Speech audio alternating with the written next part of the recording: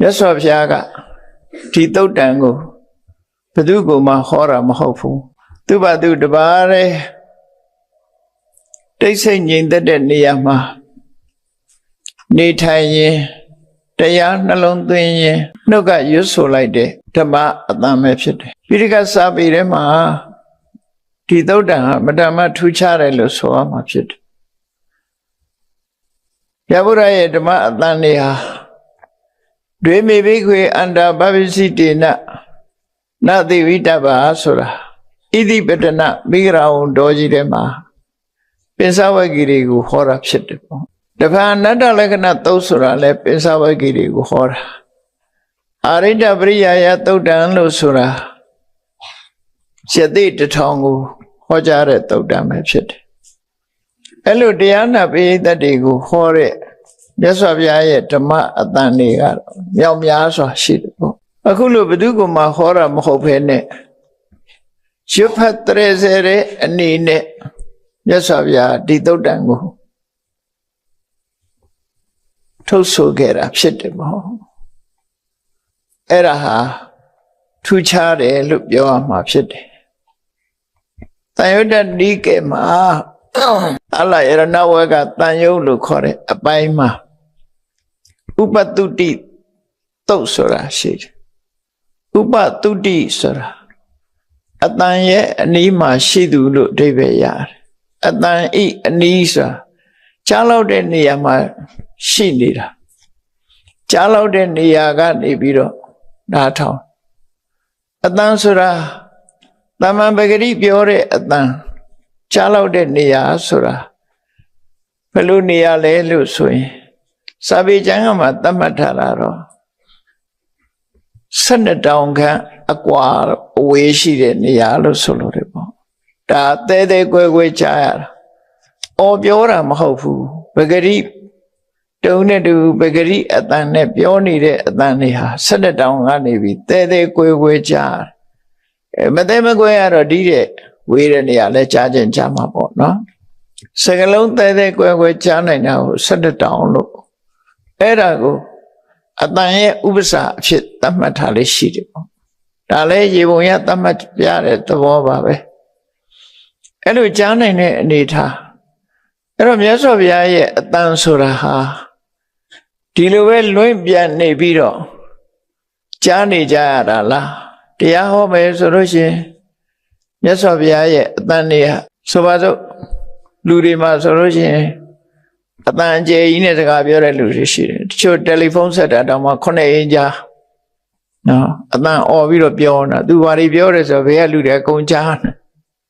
ကျိုးလို့မပြောတတ်ဘူးအားမရလို့អော်တဲ့လူတွေလည်းရှိတယ်ပေါ့အဲ့တော့သူ့အတန်ကြားနေရတယ်ဘာတွေပြောနေတယ်ဆိုတာလည်းကြားတူတူမပြောတတ်တဲ့လူမျိုးကရှိသေးတယ်တခါဂောဒကနတ်သားရဲ့အတန်ဆိုလို့ရှိရင်နော်သူပြောလိုက်လို့ရှိရင်သူလုပ်ခဲ့တဲ့ကုသိုလ်ကောင်းမှုကတော့သူဟာခွေးဘဝတုန်းကပိစိကဗုဒ္ဓအပေါ်မှာဒီခင်မင်စိတ်နဲ့ပေါ့ကြီးညိုတယ်ဆိုတဲ့စိတ်ကိုတော့တရိစ္ဆာန်အနေနဲ့တရားနဲ့ကြီးညိုတာတော့ဟုတ်ချင်မှာဟုတ်ခင်မင်နဲ့စိတ်တရိစ္ဆာန်တွေကလူကိုခင်မင်တယ်လေအဲ့တော့ခင်မင်နဲ့စိတ်နဲ့ပိစိကဗုဒ္ဓရှင်မြတ်ကြွတဲ့လမ်းမှာမွေပါကင်မှာအန္တရာယ်ကြီးကင်းအောင်လို့ဆိုပြီးခွေးကတလန်းလုံးဟောင်းသွားတာသူ့အတန်ကြရင်မွေတွေပါတွေစိတ်တော့ရှိတဲ့ကောင်တွေခွေးအောင်တန်ကြတာနဲ့ဘေးဖယ်သွားမယ်ဆိုပြီးအဲ့ဒီရွယ်ချက်နဲ့သူကအတန်နဲ့ဟောင်းပြီးတော့ကုသိုလ်ပြုခဲ့ဘူးတယ်အဲ့ဒီကုသိုလ်ကြောင့်သူကနတ်သားဖြစ်တဲ့အခါတိုးတိုးပြောလို့မရအောင်သူစကားပြောရင်နတ်ပြည်တစ်ပြည်လုံးကကြားတယ်ဆိုတိုးတိုးပြောခြင်းတော်တော်ခက်မဲ့နတ်သားပဲခောဒကနတ်သားဆိုတာရှိလူတွေမှာအတန်တိုးတာအတန်ကျဲတာမျိုးမျိုးရှိကြတယ်ပေါ့စကားပြောရင်တိုးတိုးပြောလို့မနှဲနာထောင်ရတဲ့ပုဂ္ဂိုလ်ရှိသလိုကျဲလွန်အားကြီးလို့နားကွဲမတတ်ခံရတဲ့ပုဂ္ဂိုလ်မျိုးတွေလည်းရှိတယ်လူတွေဟာသူ့အချင်းစရိုက်နဲ့အလိုက်ပြောကြဆိုကြဆက်ဆံကြအတန်ဆိုတာကိုအသုံးချပြီးတော့စကားပြောကြဒါကရေပုံရပေါ့နားကောင်းတဲ့လူတွေတော့ဝစီဝိညာတိလို့ခေါ်တဲ့ နှုတ်ကထွက်ပေါ်လာတဲ့အတန်ကိုကြည့်ပြီးဒီလူဘာပြောချင်တာလဲဆိုတာကိုသိချရတယ်ပေါ့ဒီကနေ့ခေတ်မှာကြတော့နားမကြားတဲ့ပုဂ္ဂိုလ်တွေဖို့ကြတော့လက်ချောင်းလေးတွေနဲ့လက်ဟန်ပြပြီးတော့ sign language ဆိုတာပေါ်လာပြန်အဲ့ဒီ sign language နဲ့လက်ရဲ့လှုပ်ရှားမှုကိုကြည့်ပြီးတော့သင်ကြားထားတဲ့ပုဂ္ဂိုလ်တွေဟာ sign language နဲ့အတော်အသင့်နားလည်ပုံရတယ်ပေါ့နော်ပြည့်စုံတော့နားလည်ဖို့တော့ရှိမှမထင်ဘူးနော်တော့အသင့်တော့နားလည်တယ်ဘာပြောနေတယ်ဆိုဘာကြောင့်လို့ဆိုလဲအမှုရာဟာအခရာစလုံးတွေကိုအလုံးဖော်နိုင်တာမဟုတ်သည့်အတွက်ကြောင့်အတန်လိုလုံးနိုင်တာမဟုတ်သည့်အတွက်ကြောင့်သင်္ကေတတစ်ခုအနေနဲ့ကတော့ဖြစ်ကောင်းဖြစ်မှာပေါ့နော်အဲ့တော့သူမေးကြည့်ဖို့ကလည်းသူကမကြားဘူးဆိုခက်သားပဲနားလည်လားလို့ဘယ်လိုမေးရမလဲအဲ့ဒါလို့အတန်တွေကိုအကြောင်းပြုပြီးတော့လူတွေဟာကိုယ့်ရဲ့ဆန္ဒကိုထုတ်ဖော်ကြတယ်ငှက်ကလေးတွေဟာလည်းအတန်ကိုအကြောင်းပြုပြီးတော့သူတို့ဆန္ဒကိုထုတ်ဖော်ကြတယ်တိရစ္ဆာန်တွေဟာလည်းပဲကိုယ်ဆန္ဒကိုအတန်နဲ့ထုတ်ဖော်ကြတယ်လောကမှာအတန်ကိုနားထောင်ရင်းကနေပြီးတော့တိရစ္ဆာန်တွေရဲ့စိတ်ဆန္ဒတွေအလုံးကိုခံမှန်းပြီးတော့သိရှိကြရတယ်ဒီပြင်ဦးလွယ်မှာထူးဆန်းတဲ့ငှက်ကလေးတွေရဲ့အတန်ဒါကတော့သူတို့အော်တာတော့ဒီပုံစံအတိတ်ပဲဟုတ်ချင်မှဟုတ်မှာကြားရတဲ့လူကအမျိုးမျိုးကြားတယ်ကြားတဲ့လူကဘာကြောင့်နားချင်းတူရတဲ့နဲ့တချို့ကတစ်မျိုးကြားပြီးတချို့ကတစ်မျိုးကြားတယ်လေလို့ဆိုရင်သူ့ရဲ့စိတ်ထဲမှာရှိတဲ့အမှတ်တင်ညာပေါ်မှာမူတည်ပြီးတော့ဖြစ်တာတဲ့နော်လူတွေဟာတယောက်နဲ့တယောက်ကြားပုံကြားနည်းမတူကြဘူးအတန်ဆွဲစကလုံးတွေဆိုလို့ရှိရင်ကြားတာချင်းကမတူချဘူးဆိုတော့အင်္ဂလိပ်လူမျိုးတွေကြားတဲ့အတန်ကိုတုလုပ်ပြီးတော့အင်္ဂလိပ်စကားတွေထွင်ထားတာရှိတယ်ဗမာလူမျိုးတွေကြားတဲ့အတန်ကိုကြောင်းပြုတ်ပြီးတော့တုလုပ်ထားတာလည်းရှိတယ်ပေါ့ကျောင်းဩတန်ကိုအင်္ဂလိပ်တွေကြတော့မြူးမြူးလို့အတန်ပြောတယ်ဗမာတွေကြတော့ညောင်ညောင်လို့ပြောတယ်နော်မတူဘူးဆိုတာကိုသိတာအဲ့ဒါဘာကြောင့်မတူလဲဆိုတင်ညာလို့ခေါ်တဲ့မှတ်သားတဲ့စိတ်နေသဘောထားခြင်းစိတ်ပုံစံချင်းကမတူဘူးလို့ပြောတယ်မြန်မာပြည်မှာတင်ပဲຫນွေရာသီຫນွေဥကာလမှာအော်မြည်တတ်တဲ့အိုဩဆိုတဲ့အကောင်တော်မှပဲတချို့ရက်ကအိုဩလို့အတန်ကြားတယ်တချို့ရက်ကတူလို့အတန်ကြားပြီးတူကောင်လို့လည်းခေါ်တယ်နော်အိုဩလို့မခေါ်ဘူးအဲ့ဒီရက်ကလူတွေတူကောင်တယ်သူ့နားထဲမှာတူလို့ကြားတယ်အမျိုးစုံပဲလို့ဆိုအောင်နော်ဒီပြင်ဦးလွင်မှာတော့ထူးခြားတဲ့ငှက်ကလေးတွေလည်းကြားရတာရှိတယ်ပေါ့မနေ့ဆိုလို့ရှိရင်မက်ဖိုနဲ့អော်တဲ့ကောင်ရှိတယ်အဲ့ဒါလဲမက်ဖိုနဲ့နေတဲ့လူကမက်ဖိုလို့ကြားတော့လဲအုပ်ဖိုနဲ့နေတဲ့လူကအုပ်ဖိုလို့ကြားပြန်တယ်နော်မတူတဲ့အတန်တွေလောကမှာထူးဆန်းတာတွေရှိတယ်ပေါ့နော်ဈေးကြီးတယ်လို့អော်တဲ့ကောင်လည်းရှိတယ်ငှက်ထဲမှာမျိုးစုံကြားရတယ်ဈေးကြီးတယ်လို့អော်တဲ့ကောင်နားထောင်ကြည့်တကယ်အဲ့ဒီတိုင်ပဲဈေးကြီးတယ်လို့ပြောဘုန်းကြီးတို့ငယ်ငယ်တော့စကိုင်းတောင်ရိုးမှာဆိုလို့ရှိရင်ငှက်တကောင်ဟာတော်တော်ထူးထူးဆန်းဆန်းអော်တယ်အားလုံးကလည်းပဲအဲ့ဒီအတန်လို့ပဲပြောကြတယ်ပေါ့တို့တော့ကိုရင်ကြီးဝတ်တော်မယ်ဆိုတဲ့အတန်နဲ့သူပြောတဲ့စကားတို့တော့ကိုရင်ကြီးဝတ်တော်မယ်အဲ့ဒီငှက်ပျောက်သွားတယ်နောက်ပိုင်းကျတော့နော်တကယ်ရှိတာတလောတော့ကဒီအနောက်ဘက်ကနောက်ကျောကတောထဲမှာတင်ပဲငှက်တကောင်ငှက်နှစ်ကောင်ကလာပြီးတော့ချင်းချင်းစကားပြောတဲ့အခါကျတော့ငှက်တကောင်ကနားထဲမှာကြားလိုက်တာပြောတာနော်သူတို့ပြောတာတော့မသိဘူးကိုနားထဲမှာခံစားရတာကိုပြောပြငှက်တကောင်ကတိလာနဲ့ပြောတယ်ဟိုတကောင်ကတိတကွာနဲ့အဲ့လိုကောင်မျိုးလဲကြားပြန်တယ်ပေါ့ကိုနားထဲမှာကြားတာတွေကိုပြောတာနော်တော့အမျိုးစုံပဲမနေ့ကျရင်နည်းနည်းနားထောင်ကြည့်မက်ဖိုဆိုတဲ့အကောင်ဟာဒီတိုင်းပဲអော်နေတာမက်ဖိုနဲ့អော်နေတယ်အဲ့တော့လောကမှာတရားဝါတွေဟာလည်းပဲတကောင်းနဲ့ဆက်သွယ်တာပဲဖြစ်စေသူဆန္ဒကိုထုတ်ဖော်နေတာပဲဖြစ်စေ အဲ့ဒါလို့အတန်ကိုသုံးချလိရှိကြတာဟာသဘာဝပဲလို့မြတ်စွာဘုရားသခင်ကိုရောမြတ်ကြီးကြတော့မြတ်စွာဘုရားရဲ့အတန်ဆိုတာအချိန်မီထွက်ပေါ်နေတာလည်းမဟုတ်ဘူးအကြောင်းမရှိပဲလေမြတ်စွာဘုရားစကားမပြောဘူးနော်တရားဟောတဲ့အခါမှာထွက်ပေါ်လာတဲ့အတန်အဲ့ဒီမှာလည်းပဲမြတ်စွာဘုရားကယဟန်တွေကိုဆုံးမတာရှိတယ်တဏိပတိတဏံဟောဘိက္ခွေဒွါယံကရဏီယံမင်းတို့နှစ်ယောက်ဆုံးပြီးလို့ရှိရင်နှမျိုးပဲလောက်ကြတစ်မျိုးကဘာလို့ဆိုရင်ဓမ္မိကထာဝါတရားနဲ့ပတ်သက်တဲ့စကားပြောခြင်းပြော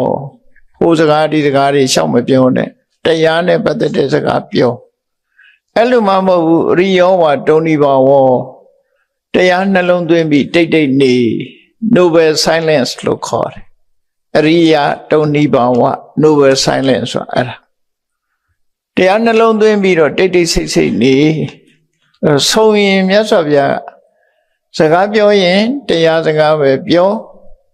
တရားစကားမပြောဘူးဆိုလို့ရှိရင် noble silence မြင့်မြတ်တဲ့တိတ်ဆိတ်နေသုံးခြင်းဆိုအဲ့တော့မြင့်မြတ်တဲ့တိတ်ဆိတ်နေထိုင်ခြင်းဆိုတာကတရားနှလုံးသွင်းနေတာကိုဆိုလိုတယ်ဘာမှမသိလို့ငြိမ်းနေတဲ့လူကလည်းရှိသေးတယ်အဲ့ဒါ noble silence မဟုတ်ဘူးနော် noble silence မဟုတ်ဘူးတရားနှလုံးသွင်းပြီးငြိမ်းနေမှ noble silence ဖြစ်တယ်ပေါ့တမဘဝင်စားနေတယ်ဇံဝင်စားနေတယ်စာကြည့်နေတယ်စသဖြင့်ဒါ noble silence လို့ပြောရမှာပေါ့အဲ့ဒါလို့မြတ်စွာဘုရားကြတော့သူတပည့်သားတွေကစပြီးအကြောင်းမဲ့စကားပြောတာမျိုးကိုနှစ်သက်တော်မမူဘူးဒါကြောင့်မို့ဆုံးမတယ်မြဲတာတခါမြတ်စွာဘုရားတရားဟောတဲ့အခါမှာလူပိဋကတ်ကိုတရားဟောပြီးဆိုတဲ့အခါမှာစာပေကျမ်းဂန်ပါဠိကျမ်းဂန်တွေထဲမှာဘယ်လိုရေးထားတော့ဆိုတရားနာပိဋကတ်က9ယောက်တည်းရှိရင်အဲ့ဒီ9ယောက်ပဲကြားတယ်ကျန်တဲ့လူတွေမချအောင်တရားဟောပြီးဆိုဒါမြတ်စွာဘုရားတကယ်လှုပ်ထလားဆိုတော့တကယ်မလှုပ်တကယ်လှုပ်ထမဟုတ်ဘူးသဘာဝအနေအထားနဲ့ဖြစ်တာကိုပြောတာ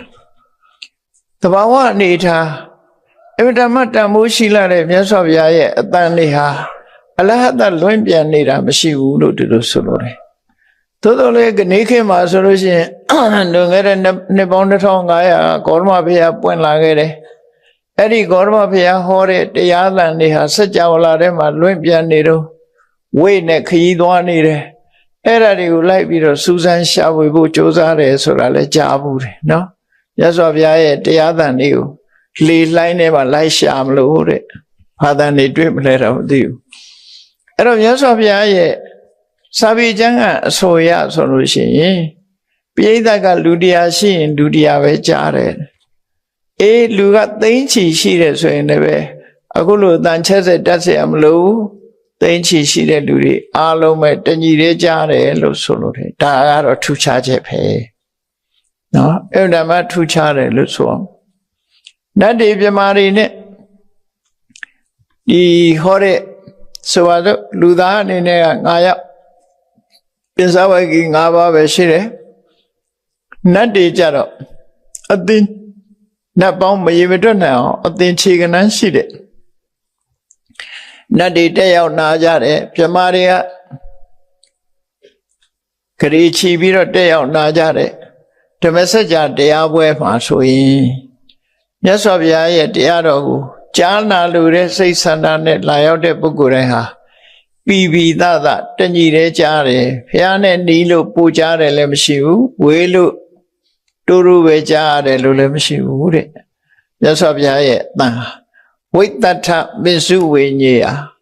စကလုံးကလည်းအမှန်တန်ပြတ်သားတယ်မသေးကွဲတာမရှိဘူးမစ္စုဆိုတာနားထောင်ရတာလည်းตายရတယ်ဝိညေယဘုရားဟောလိုက်တဲ့စကလုံးလေးတွေဟာရင်ထဲမှာရှင်းရှင်းပြီးတော့နားလည်လွယ်တယ်ဒီလိုဆိုလို့တယ်မြတ်စွာဘုရားရဲ့အတန်တော်သဝနိယဝိတာရိနောစကလုံးတွေဟာအဗ္ဗဒမရှင်းလင်းပြတ်သားပြီးတော့မြတ်စွာဘုရားရဲ့အတန်တော်ဟာအဗ္ဗဒမပဲပြည့်စုံကောင်းမွန်တယ်လို့သူတို့ဆိုတယ်ဒါကြောင့်မို့ပရိသတ်ရှိသလောက်မြတ်စွာဘုရားတရားဟာကြားနာ ပိဋကအပြင်ဟိုဘက်ရောက်သွားရင်မကြားတော့ဘူးတဲ့ဒီလိုဘုရားရဲ့အတန်အဲ့လိုရှိတယ်ဆိုအဲ့တော့ဒီသုတ်တံမှာတော့ဥပသုတ္တိသုတ်တံရဲ့ထူးခြားချက်လေးရတော့ဘာလို့ဆိုလို့ရှိရင်မြတ်စွာဘုရားဒီတရားကိုသူများကိုဟောတာမဟုတ်ဘူးသူ့ဘာသူတရားဓမ္မကိုအာယုံပြုရင်းကနေပြီးတော့ခုခေတ်လူတွေပရိယွတ်တာတို့လို့ခုဘာကိုရတဲ့စာရီရွတ်ထားလို့မြတ်စွာဘုရားဒီသုတ်တံလေးကိုရွတ်ဆိုနေတာအဲ့တော့မြတ်စွာဘုရားနဲ့မလန့်မကမ်းမှာယဟန်တစ်ပါးရှိနေတယ်သူလည်းပဲမြတ်စွာဘုရားရဲ့မလန့်မကမ်းမှာဆိုတော့ခုနအတန်ကြားလောက်တဲ့နေရာလေးမှာရှိတယ်အဲ့ဒီကိုတော့ဘုရားနဲ့မလန့်မကမ်းဘုရားကဒီသစ်ပင်အောက်မှာတပါးတည်းထိုင်ပြီးတော့တရားနှလုံးသွင်းခြင်းကနေပြီးတော့နှုတ်တော်ကအတန်ထွက်လာတယ်ဟိုကိုတော်ကဘုရားနဲ့ခလန်းလန်း12တောင်ကအကွာလေးမှာသူကလည်းတရားနှလုံးသွင်းပြီးထိုင်နေတယ်ထိုင်နေတဲ့အချိန်လေးမှာမြတ်စွာဘုရားကဒီသုတ်တံလေးကိုရွတ်ဆိုလိုက်တာဖြစ်တယ်ဒီတရားကိုရွတ်ဆိုလိုက်အဲ့ဒါလို့ရွတ်ဆိုလိုက်တဲ့အခါမှာဟောတာမဟုတ်ဘူးသူ့ဘာသူဘုရားရွတ်ဆိုတဲ့တရားသာပဲဖြစ်တယ်သို့တော့ဒီသုတ်တံပြုရွတ်ဆိုလို့ပြီးဆုံးတဲ့အခါမှာမြတ်စွာဘုရားကြည့်လိုက်တယ်အနာပတ်ဝန်းကျင်မှာခုနကကြားနိုင်လောက်တဲ့အရာမှရှိတဲ့ကိုယ်တော်ကိုတွေ့တဲ့အခါကျတော့မြတ်စွာဘုရားပြောတယ်ငါရွတ်တဲ့တရားသံကိုကြားလိုက်သလားဆိုကြားလိုက်ပါတယ်ဘုရားအေးအဲ့ဒါဆိုလို့ရှိရင်မှတ်ထားတဲ့ဒီတရားဟာသင်ယူထားမမေ့မပြောက်အောင်ဆောင်ရွက်နှုတ်တဲ့ဆောင်ထားငါရွတ်ဆိုတဲ့တရားဓမ္မဟာတကယ်ကိုမဂ္ဂင်၈ပါးအကျင့်တရားလို့ခေါ်တဲ့မြင့်မြတ်တဲ့အရဟတဖို့ရောက်ဖို့ရအတွက်ဒီတရားဟာများစွာအထောက်အကူဖြစ်တယ်ဒါကြောင့်မို့လို့ကြက်မှတ်ပြီးတော့ထားလို့မမေ့မပြောက်ထိမ့်သိမ့်ထားလို့မြတ်စွာဘုရားကအဆုံးမှာဒီသုတ်တံလေးကိုဒီလိုသင်ပေးခဲ့တာဥက္ကနာဟိတုံဘိက္ခုဣမံဓမ္မပရိယာယဒီဒေသနာတော်ကိုမင်းမှတ်ထားတဲ့ပရိယပုဏ္ဏဟိတုံဘိက္ခုဣမံဓမ္မပရိယာယဒီတရားဒေသနာတော်ကိုမင်းသင်တယ်ဆိုတာထပ်ပြီးတော့အကျဉ်းချင်းရွတ်ထားနော်မှတ်သားထားရွတ်ဆိုထားဒါရိဟိတုံဘိက္ခုဣမံဓမ္မပရိယာယဤတရားဒေသနာတော်ကိုနှုတ်တဲ့အရာဆောင်ထားဘယ်တော့မှမမေ့စေနဲ့အထတန်ဟိတာယံဘိက္ခုဓမ္မပရိယာယောအာရိဗြဟ္မစရိယကောအထတန်ဟိတာအနတ္တိဝေဒီနဲ့အမတမပြည့်စုံတယ်ဒီတရားကနှလုံးသွင်းလို့အမတမကောင်းတယ်လက်တိပဲနဲ့ပြည့်စုံတဲ့တရားဖြစ်ုံမြမကနော်ဒီတရားဟာအာရိဗြဟ္မစရိယကမြင့်မြတ်တဲ့မဲ့ဖို့နိဗ္ဗာန်ရဲ့အဥအစဖြစ်ရာဒီလမ်းကြောင်းမဟုတ်ဥသဖွယ်ဖြစ်တယ်လို့ဒီဟာကိုကြက်မှတ်ထားလို့ဒီကုန်းမှာအဲ့လိုမိတ်ဆိုပြီးတော့ဒီသုတ်တံလေးကိုအဆုံးသတ်ထားတာဖြစ်တယ်ပေါ့အဲ့တော့ဒီတရားကိုကြားနာလိုက်ရတဲ့ယဟန်ကဆင့်ပွားပြီးတော့ကျန်တဲ့ယဟန်တွေကိုဟောပြောပြသခြင်းအဖြစ်ဒီသုတ်တံဟာဒီကနေ့ထိအောင်စာပေတဲ့ကိုရောက်ရှိလာတယ်လို့သူတို့ဆိုမယ်ဒါကြောင့်မို့မြတ်ဗုဒ္ဓရဲ့ဓမ္မအတန်လို့ဆိုတာဟာဟောတရားရဲ့ဓမ္မအတန်မဟုတ်ဘဲနဲ့သူကိုယ်တိုင်ရွတ်ဆိုလိုက်တဲ့ဓမ္မရဲ့အတန်သာလည်းဖြစ်တယ်ဆိုတာအဲ့တော့ဒီဓမ္မအတန်လေးကိုတရားချက်ကင်သူတော်စင်ပြိဿအပေါင်းတို့အားဓမ္မလက်ဆောင်အနေနဲ့ပေးပြီးတော့မှတ်သားဖို့ပါဠိကလည်းအမတမလွယ်ကူတယ်အဓိပ္ပာယ်ကလည်းအမတမရိုးရှင်းတယ်လူဘဝလူတွေရဲ့နေ့စဉ်ဘဝနဲ့လည်းအလွန်နီးစပ်တယ်ပေါ့တဘာဝတရားတွေရဲ့ဖြစ်ပျက်နေမှုကိုမြတ်စွာဘုရားဟာဖြစ်ပျက်နေမှုအကြောင်းကိုဒီရှင်းလင်းဖော်ပြတဲ့ပရိစ္ဆသမုပ္ပါဒ်နဲ့ပတ်သက်တဲ့တရားဒေသနာလေးပဲဖြစ်တယ်ပေါ့ အဝိဓမ္မပရိစ္ဆသမုပ္ပါဆိုလို့ရှိရင်အ내ဒိဗ္ဗေကအဝိဓမ္မနဲ့ဆိုင်တယ်သို့သောလူတိုင်းသဘောပေါက်သိရှိနိုင်ပြီးတော့ဒီပါဠိလေးတွေဒီဒေသနာတော်လေးတွေကိုရွတ်ဖတ်ပြီးတော့နှလုံးသွင်းလို့ရတယ်အကြောင်းနဲ့အကျိုးနဲ့ဆင်ခြင်သုံးသပ်ကြည့်မယ်ဆိုလို့ရှိရင်အဝိဓမ္မစိတ်ဝင်စားစရာကောင်းတဲ့တရားဒေသနာပဲဖြစ်တယ်ပေါ့အဲ့ဒါကိုဥပတုတိသုတ်ဆိုပြီးတော့သာယုပါဠိတော်မှာမှတ်တမ်းတင်ထားတာဖြစ်တယ်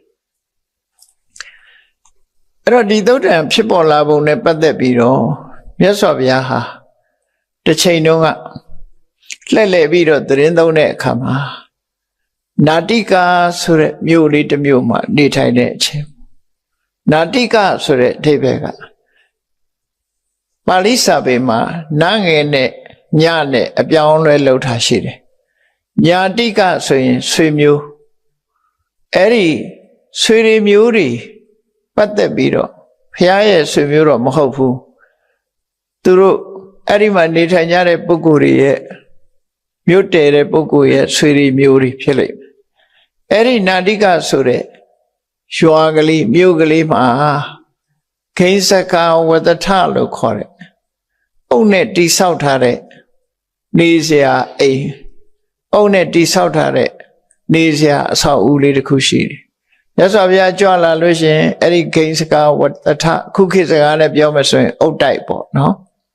အုပ်တိုက်ထဲမှာနေတယ်နာတိကမြို့ကအုပ်တိုက်ထဲမှာသတင်းသုံးနေထိုင်တဲ့အချိန်မြတ်စွာဘုရားဟာတပါးတဲ့တိရပင်ရင်ဝါတွင်အောက်မှာတပါးတဲ့အနိနာမှာခုနကယဟန်တပါးကလည်းသူနေတယ်အဲ့လိုစိတ်ငြိမ်ရာအရက်ထဲမှာပฏิတန်လာနာလို့ခေါ်တယ်တပါးဒီကိန်းအောင်ပြီးတော့နေတယ်ရဟောကတဆိုတာတိတ်ဆိတ်ငြိမ်သက်တဲ့နေရာတစ်ခုရောက်ရှိပြီးတော့ပฏิတန်လာနာအာယုန်တစ်ပါးစိတ်မသွားပဲသဘာဝအာယုန်သို့မဟုတ်နိဗ္ဗာန်အာယုန်တစ်ခုတည်းနဲ့နေထိုင်တာပฏิတန်လီနာတဘာရီကိန်းအောင်တယ်လို့ဆိုလိုတယ်ပေါ့အဲ့တဘာရီကိန်းအောင်တယ်ကိုယ်စိတ်လေးကိုလွတ်ပြီးတော့မထားဘူးဘုန်းကြီးတို့တွေကတယောက်တည်းနေပြီဆိုရင်တောင်တွေးမြောက်တွေသိပ်တွေးတယ်နော်တောင်တွေးမြောက်တွေတွေးတယ်ဆိုတာလွတ်ထားတာခေါ်တယ်စိတ်လေးဟာကိုယ်နဲ့အတူမရှိဘူးဟိုရောက်သွားလိုက်ဒီရောက်သွားလိုက်စုံနေအောင်ရောက်တာတယောက်တည်းဆိုရင်စကားပြောပဲရှားနေတာစကားပြောပဲရှိပြီဆိုရင်တော့လေပြောကုန်မဆုံးနိုင်အောင်ပြောကြစကားပြောပဲမရှိဘူးတယောက်တည်းဆိုရင်ရှောက်တွေးနေတာအတွေးနဲ့တည်ငြိမ်မှုမရှိဘူးဟိုတွေးဒီတွေးနဲ့ရောက်တတ်ရာရှောက်တွေးပြီးတော့နေလေးရှိတာမြတ်စွာဘုရားကြတော့အဲ့ဒီအတွေးတွေအလုံးကိုရုပ်သိမ်းပြီးတော့တရားဓမ္မတစ်ခုတည်းပေါ်မှာအာယုံစိုက်တာဟောဒါပฏิတန်လာနာတဘာတိကိန်းအောင်တယ်လို့ခေါ်တယ်နော်အဲ့ဒီစကားကနေဖြစ်လာတဲ့အခါကျတော့ယဟန်တန်ဃာကြီးကျောင်းထဲမှာတဘာတဲ့နေတဲ့အခါမှာကိန်းအောင်နေတယ်ဆိုတဲ့ကိန်းအောင်မွေးလျော်စံတော်မူတယ်ဆိုတဲ့ဗမာစကားအသုံးကိုကြည့်ပြီးတော့ကိန်းနာကနေဘာဖြစ်လာတော့ဆိုကျိန်းနာဖြစ်တယ်အဲ့တော့ဘုန်းကြီးတွေကျောင်းထဲမှာတပါးတဲ့နေကျိန်းနေသလားလို့မေးတယ်ဆိုတော့အိတ်နေသလားလို့မေးတဲ့အဓိပ္ပာယ်ဖြစ်သွားတယ်နော်အိတ်နေတာလားလို့မေးဘုန်းကြီးကိုကျိန်းနေသလားကြီးပဲမေးကြတယ်တကယ်ကတော့ကျိန်းတယ်ဆိုတာဒီကိန်းတယ်ဆိုတာလာတာတပါးဒီနေပြီးတော့တရားနှလုံးသွင်းနေတာကိုကိန်းအောင်နေတယ်လို့ဆိုတဲ့အဓိပ္ပာယ်နော်ပฏิတန်လာနာပฏิဆိုတာအာယုန်သီးသီးကိုမသွားစေပဲနဲ့ရုပ်သိမ်းပြီးတော့တခုတည်းသောအာယုန်ပေါ်မှာငြိမ်ပြီးတော့နေတာဆိုလိုတာကဘာလဲတူတော့ဆိုငှက်လေးတစ်ကောင်ဟာဟိုပြန်ဒီပြန်လျှောက်ပြန်မနေပဲနဲ့တစ်ပင်ပေါ်မှာနားပြီးတော့ငြိမ်နေတယ်လို့ငြိမ်တဲ့သဘောမျိုးဒီလိုဆိုလိုတယ်အဲ့ဒါကိုအဲ့ဒီစကားလုံးပဲလာနာတို့လီနာတို့ဆိုတာတဏှာထဲမှာငြိမ်နေတာအဲ့ဒီအဓိပ္ပာယ်ကိုဆိုလိုတယ်နော်ဓဝါရီကိန်းအောင်ပြီးတော့နေရင်ကနေပြီးတော့မြတ်စွာဘုရားသခင်ကိုရောမြတ်ဟာစိတ်တော်ထဲကနေပြီးတော့တရားဓမ္မကိုဆင်ញင်သုံးသပ်ရင်ကနေပြီး ခုနတဘာရီကိန်းအောင်ရာကနေထားလိုက်တဲ့အချိန်လေးမှာမြတ်စွာဘုရားရဲ့နှုတ်တော်ကထီအတန်လေးပေါ်လာတယ်။ဘာလို့ဆိုရင်စက္ခုံစပဋိစ္စရူပေစ္စဥပ္ပစ္စတိစက္ခုဝိညာဏံဒါလေးကစပေါ်လာတာနော်။အဲ့ဒီမှာတော့ရမို့တရားဟောတာမဟုတ်သောကြောင့်စက္ခုံစပဋိစ္စစက္ခုံစဘိက္ခဝေပဋိစ္စလို့ဘိက္ခဝေဆိုတဲ့ဘုကိတိမပါဘူးဒီနေရာဒါမို့တပါးတဲ့သူကသူရွတ်ဆိုတာဖြစ်သောကြောင့်စက္ခုံစပဋိစ္စရူပေစ္စဥပ္ပစ္စတိစက္ခုဝိညာဏံဒီစကားလုံးလေးကစလိုက်တာအတိပ္ပယ်ကဘာလို့ဆိုရင်စက္ခုံစရူပေစ္စမျက်စိနဲ့အစင်းအာယုန်နှစ်ခုကိုစုံစည်းပြီးတဲ့အခါမှာတဲ့ဥပ္ပစ္စတိစက္ခုဝိညာဏံမြင်သိစိတ်လေးဖြစ်ပေါ်လာတာဖြစ်ပါတယ်အတိပ္ပယ်အယိုးရှင်းရှင်းလေးပဲနော်မျက်လုံးရဲ့မြင်စရာအာယုံရဲ့အဲ့ဒီနှမျိုးကိုဆွဲမိပြီးတော့မြင်သိစိတ်ဖြစ်တာပါတော့လူတိုင်းဟာမျက်လုံးဖွင့်လိုက်တာနဲ့မြင်စရာအာယုံတစ်ခုမြင်တယ်မြင်စရာအာယုံနဲ့မျက်စိနဲ့ဆုံလိုက်လို့ရှိရင်မြင်သိစိတ်ဆိုတာလေးကမြင်တဲ့အာယုံကိုသိတဲ့စိတ်လေးကပေါ်လာတာပဲဒါသဘာဝပဲလူတိုင်းမှာပေါ်တဲ့သဘာဝလေးကိုမြတ်စွာဘုရားဟောတာနော်စက္ခုံစပဋိစ္စရူပေစ္စဥပ္ပစ္စတိစက္ခုဝိညာဏံမြင်သိစိတ်ကလေးပေါ်လာတယ်မျက်စိကိုအမိပြုပြီးတော့ဖြစ်တဲ့မြင်သိစိတ်လေးပေါ်လာတယ်အဲ့ဒီမှာမျက်စိရဲ့အစင်းအာယုံရဲ့အဲ့ဒီနှစ်ခုကိုဆွဲပြုပြီးဖြစ်ပေါ်လာတဲ့မြင်သိစိတ်ရဲ့ဆိုတော့သုံးခုဖြစ်သွားတယ်ဟောအဲ့တော့ကိုတေချာစဉ်းစားကြည့်မျက်လုံးလေးဖွင့်ထားလို့မြင်ပြီဆိုရင်မျက်လုံးလည်းရှိရမယ်မြင်စရာအာယုံလည်းရှိမယ်အဲ့ဒါနှစ်ခုစုံစည်းလိုက်တာနဲ့မြင်သိစိတ်ဆိုတာလေးပေါ်လာတယ်ဆိုတော့ဟောသုံးမျိုးဖြစ်သွားတယ်နော်သဘာဝတရားဟာအဲ့လိုဖြစ်ပေါ်လာတာဒါလေးကိုအာယုံစိုက်ဖို့ဝိပဿနာပွားတယ်ဆိုလို့ရှိရင်လည်းဒီမျက်စိနဲ့အစင်းအာယုံဆုံလိုက်လို့မြင်သိစိတ်ဖြစ်လာတယ်ဆိုတော့မျက်စိနဲ့အစင်းမျက်စိဆိုတာလဲသိတတ်တဲ့အရာမဟုတ်ဘူးယုတ်တရားတက်တက်တာဖြစ်တယ်အစင်းအာယုံဆိုတာလည်းပဲမြင်ကွင်းထဲမှာမျက်စိထဲမှာထင်ဟပ်လာတဲ့ယုတ်တရားတက်တက်များတာဖြစ်တယ်အဲ့ဒီနှစ်ခုစုံစည်းတဲ့အခါမှာမြင်သိစိတ်ဆိုတာလေးကသာသိတယ်မျက်စိကလည်းအသိစိတ်မရှိဘူးအစင်အာယုံကလည်းအသိစိတ်မရှိဘူးထိုနှစ်ခုကိုပေါင်းစပ်လိုက်တဲ့အခါမှာမြင်သိစိတ်ဆိုတာလေးကပေါ်လာတယ်ဥပမာဘာနဲ့တူတုံးဆိုလို့ရှိရင်လက်ဝါးနှစ်ချက်လက်ဝါးနှစ်ဖက်ကိုတစ်ခုနဲ့တစ်ခုတီးလိုက်တဲ့အခါကျတော့လက်ခုပ်တီးသံဆိုတာပေါ်လာနော်လက်ခုပ်တီးသံပေါ်လာတယ်စီကိုဒုံးနဲ့ရိုက်လိုက်တဲ့အခါမှာစီမျက်နှာပြင်နဲ့ဒုံးနဲ့ထိလိုက်တဲ့အခါမှာစီတံပေါ်လာသလိုအဲ့ဒါလိုပဲမျက်စိနဲ့အစင်းအာယုံဆုံလိုက်မိတဲ့အချိန်လေးမှမြင်သိစိတ်ဆိုတာပေါ်တာငကောကရှိနေတာမဟုတ်ဘူးဆိုတဲ့အသိကို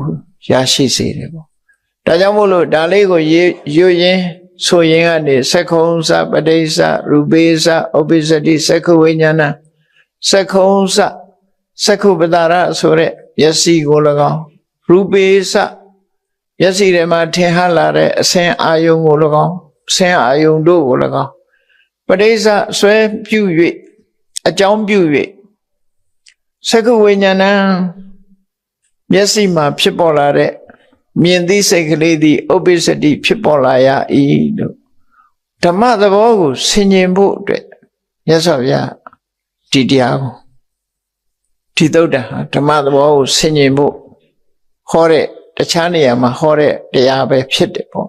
သို့တော့သူ့ဘာသူဆင်ခြင်သုံးသပ်ဖို့ရာနှလုံးသွင်းတာနှလုံးသွင်းရုံတည်းမကဘူးနှုတ်တော်ကပါအတန်ထွက်ပြီးတော့စက္ခုံစပဋိစ္စရူပေစ္စဥပ္ပစ္စတိစက္ခုဝိညာဏံလို့ဆိုလိုက်တဲ့အတန်လေးထွက်လာတယ်ပေါ့နော်အဲ့ဒီအတန်လေးထွက်လာတော့ပြီးပြီလားလို့ဆိုရှစ်ဆက်ပြီးတော့ဟောတယ်တိဏံသင်္ကတိဖတ်တော် မျက်စိရဲ့အစင်းအာယုံရဲ့မြင်သိစိတ်ရဲ့သုံးခုဖြစ်သွားတယ်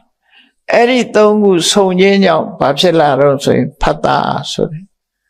အာယုံနဲ့နောက်ထပ်မှန်ဆုံတွေ့ခြင်းဆိုတဲ့အာယုန်နဲ့ထိတွေ့မှုသဘောထိတွေ့ခြင်းကြောင့်ဖြစ်ပေါ်လာတဲ့ဖတ်တာဆိုတဲ့တရားဟာပေါ်လာပြန်တယ်ဆိုလိုတာကဒီသုံးခုစုံခြင်းကြောင့်အာယုန်နဲ့ထိတွေ့သွားတာအဲ့ဒါကိုအင်္ဂလိပ်လိုပြန်တဲ့အခါဖတ်တာကို contact လို့ပြန်တယ်ဆက်သွယ်လိုက်တာလို့ဆိုလို့နော် contact လို့ပြန်တော့ဆက်သွယ်အဲ့တော့မျက်စိနဲ့အစင်းအာယုန်နဲ့မြင်သိစိတ်နဲ့ရပြီးဒီသုံးခုစုံမှနောက်ထပ်အာယုန်နဲ့ဆက်သွယ်မှုဖြစ်တာနှုတ်ဆိုမဆက်သွယ်သေးဘူး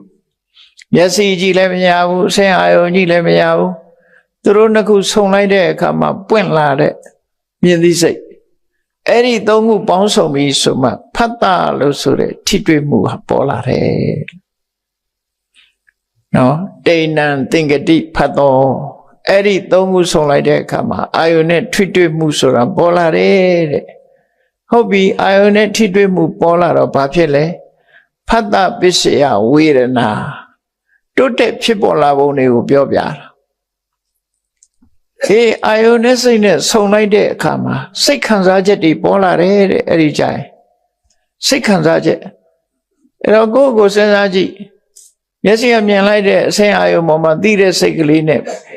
ပေါ်လာတဲ့အခါမှာအာယုန်နဲ့စိတ်နဲ့ဆက်သွယ်လိုက်တာနဲ့တပြိုင်နက်စိတ်ခံစားချက်လေးပေါ်တယ်စိတ်ခံစားချက်ဆိုတာဘာလို့အာယုန်လေးပေါ်မှာ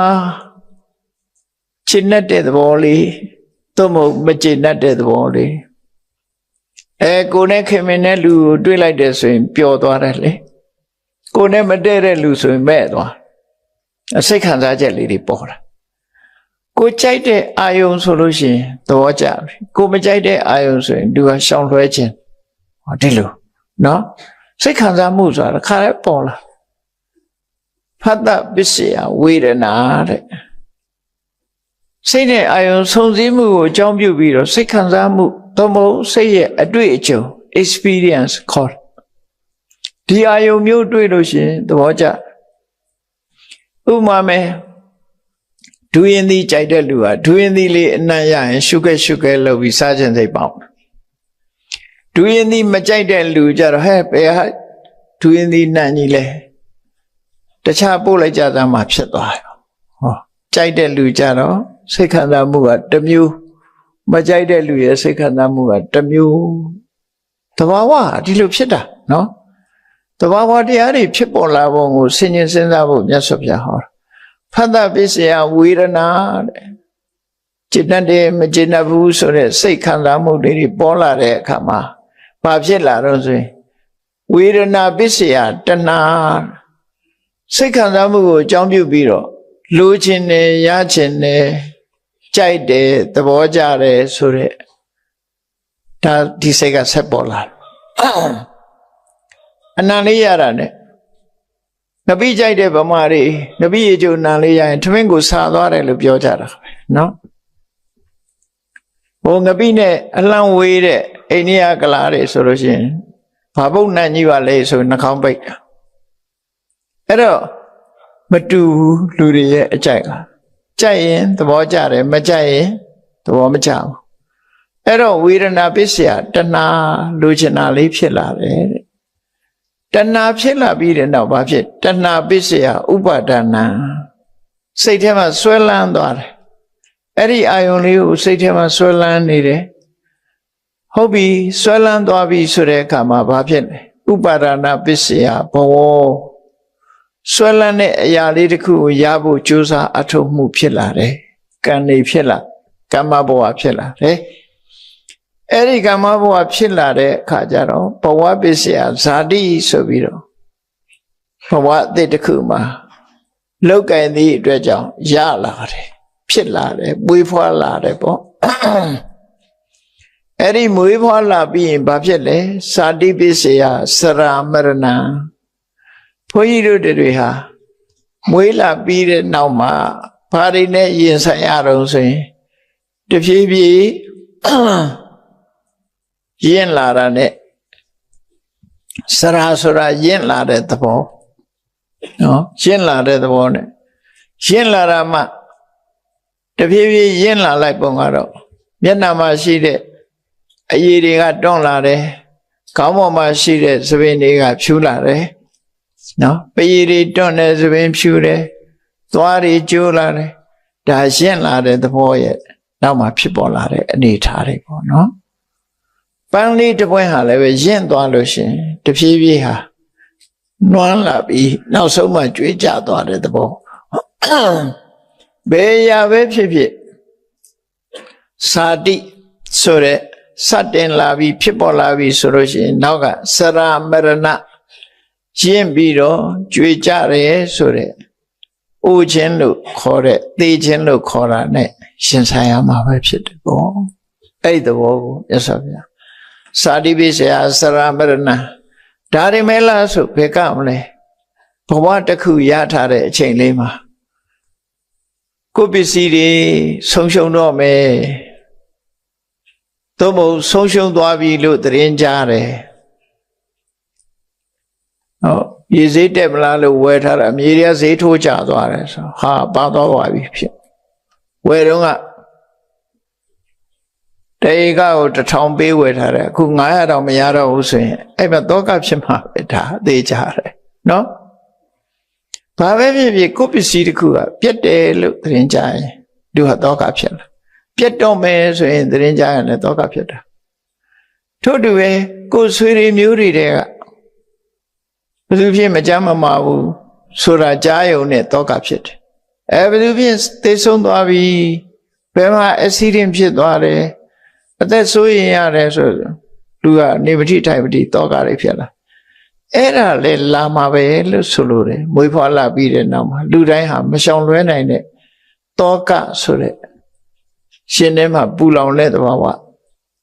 တောကကိုမထိန်နိုင်ဘူးဆိုရင်ပရိဒေဝမျက်ရည်ကျရတာဖြစ်တယ်အေးဒါလည်းမကဘူးဒုက္ခတဲ့ကိုဆင်းရဲမှုနဲ့ကြုံရတယ်ဒေါမနတတဲ့စိတ်ဆင်းရဲမှုစိတ်ညစ်မှုတွေနဲ့ကြုံရတယ်ဥပါယတစိတ်ပင်ပန်းမှုတွေနဲ့လည်းကြုံရတယ်တောကပရိဒေဝဒုက္ခဒေါမနတုပါယတတံပဝန္တိဇာတိဖြစ်လာလို့ရှိရင်တောကနဲ့လည်းကြုံမှာပဲအိုရရင်သေးရတယ်မဟုတ်ဘူးမအိုခင်မသေးခင်စကြမှာလည်းဆိုရင်ရမယ်ငိုကြွေးရတယ်ကိုယ်ဆင်းရဲမှုနဲ့ကြုံရတယ်စိတ်ဆင်းရဲမှုနဲ့ကြုံရတယ်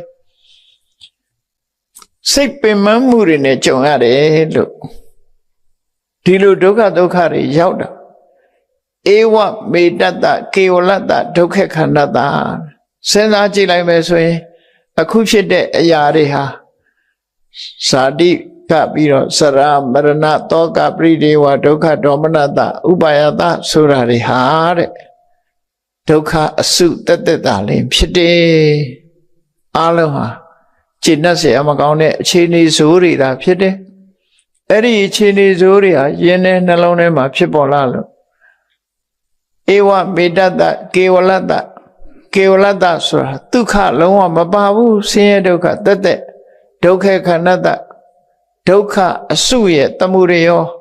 အခုလိုအကြောင်းကျိုးဆက်ပြီးတော့ဖြစ်ပေါ်လာမှုသည်ဟောတိထင်ရှားတယ်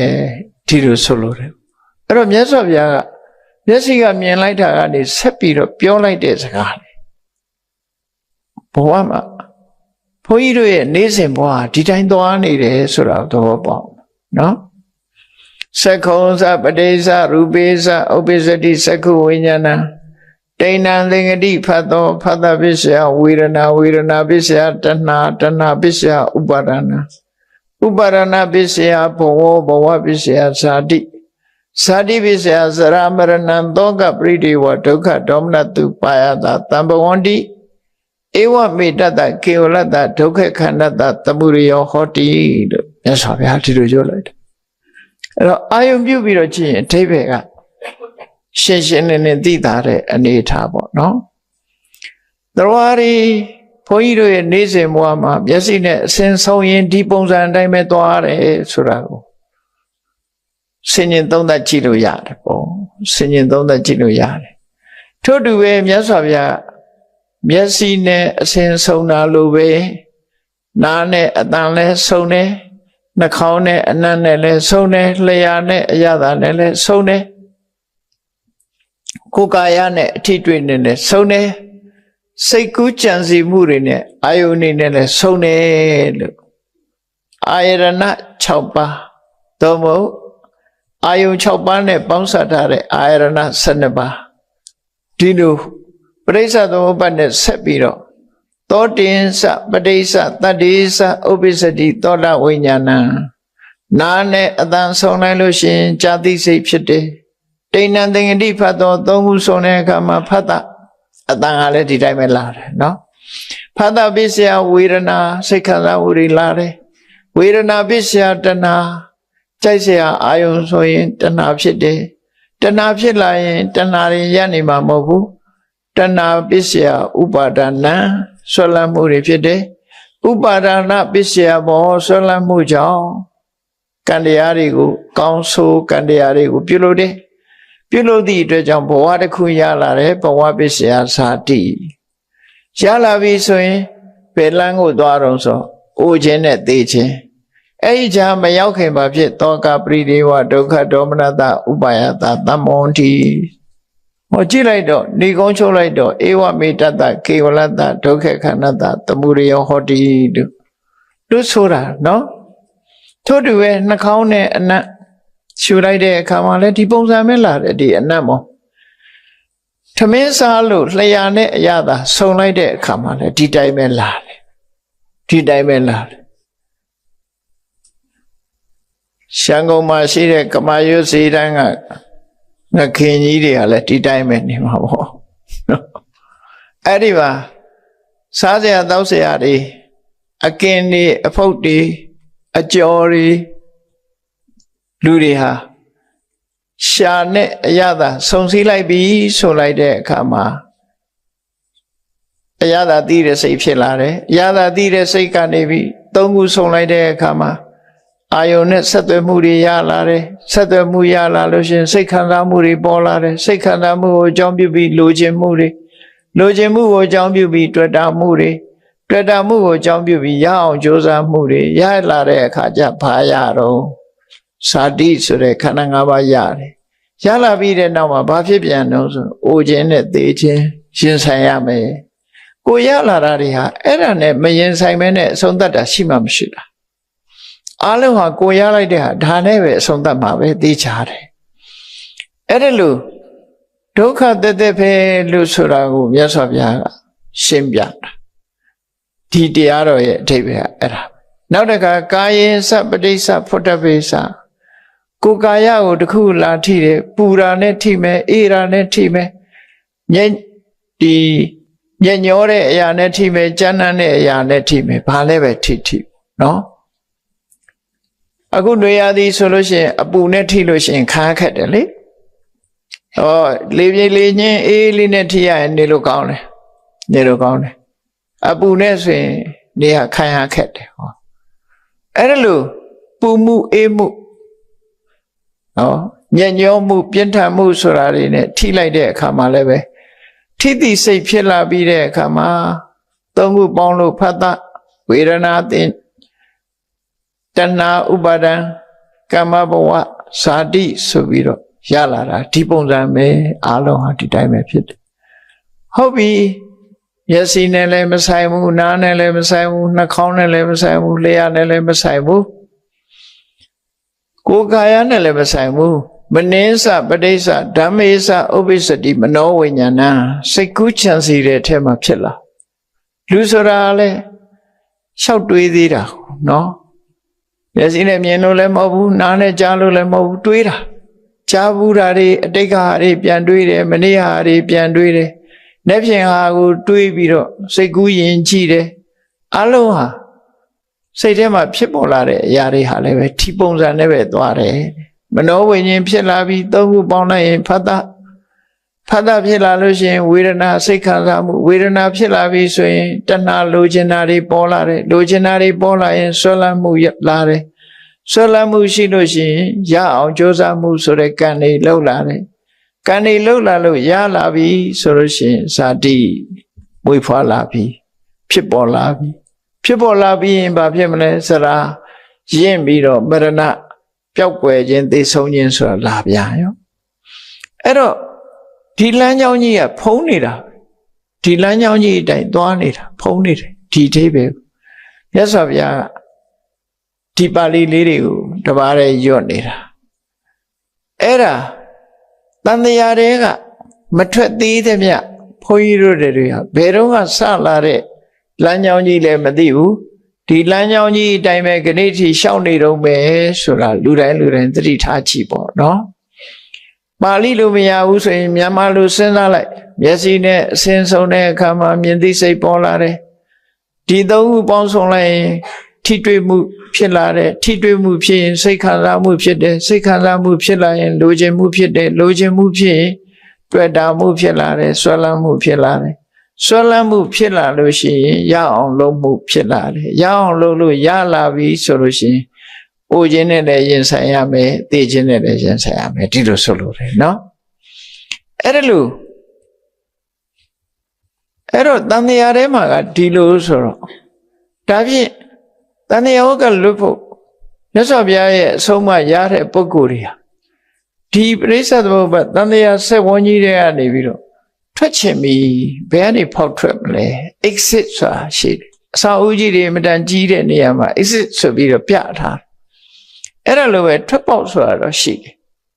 ထွက်ပေါက်ကိုလည်းမြတ်စွာဘုရားကခေါ်ပြတယ်ဒီထဲမှာသက္ခုဇပဋိစ္စရူပိစ္စဥပ္ပစ္စတိသက္ခုဝိညာဏမျက်စိနဲ့အစဉ်ဆွဲပြီးတော့မြင်သိစိတ်ပေါ်တယ်ဟုတ်ပြီတိဏ္ဏသင်္ကတိဖတ်တော့ဒီသုံးခုဆုံးလိုက်တဲ့အခါဖတ်တာဖြစ်တယ်ဖတ်တာပိစယဝေဒနာဖတ်တာပေါ်လာရင်စိတ်ခံစားမှုပေါ်လာမှာပဲစိတ်ခံစားမှုပေါ်လာလို့ရှိရင်ဝေဒနာပိစယတဏှာပုထုဇဉ်တ attva တွေကမရှောင်လွဲနိုင်ပဲနဲ့ကိုယ်အကြိုက်နဲ့တွေ့ရင်ကြိုက်လိုက်တော့တာပဲနော်တဏှာပေါ်လာဟုတ်ပြီအဲ့ဒီတဏှာကိုဖယ်ရှားဖို့ကြိုးစားရမယ်ဓမ္မအသိနဲ့အဲ့ဒီနေရာမှာမြတ်စွာဘုရားတတ္တယေဝတဏှာယအတိတဝိရာဂနိရောဓအဲ့ဒီတဏှာကိုတဲ့ဝိပဿနာဉာဏ်နဲ့ကျင့်ကြံကြိုးကိုအားထုတ်ပြီးတော့ဖြတ်ဖို့ကြိုးစားလိုက်ပါတဏှာကိုဖြတ်ဖို့ကြိုးစားမယ်ဝေဒနာကိုပယ်ဖို့မကြိုးစားနဲ့ဝေဒနာဆိုတာလာမှာပဲနော်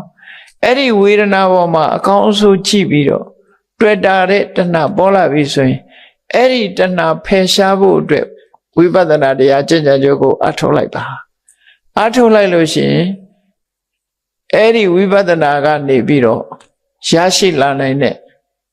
အရတ္တမေဆိုတဲ့မက္ကုသိုလ်ပေါ့နော်သောတပတိမေသဂရဂာမိမေအနာဂာမိမေအရတ္တမေဆိုတဲ့မက္ကုသိုလ်ရလာ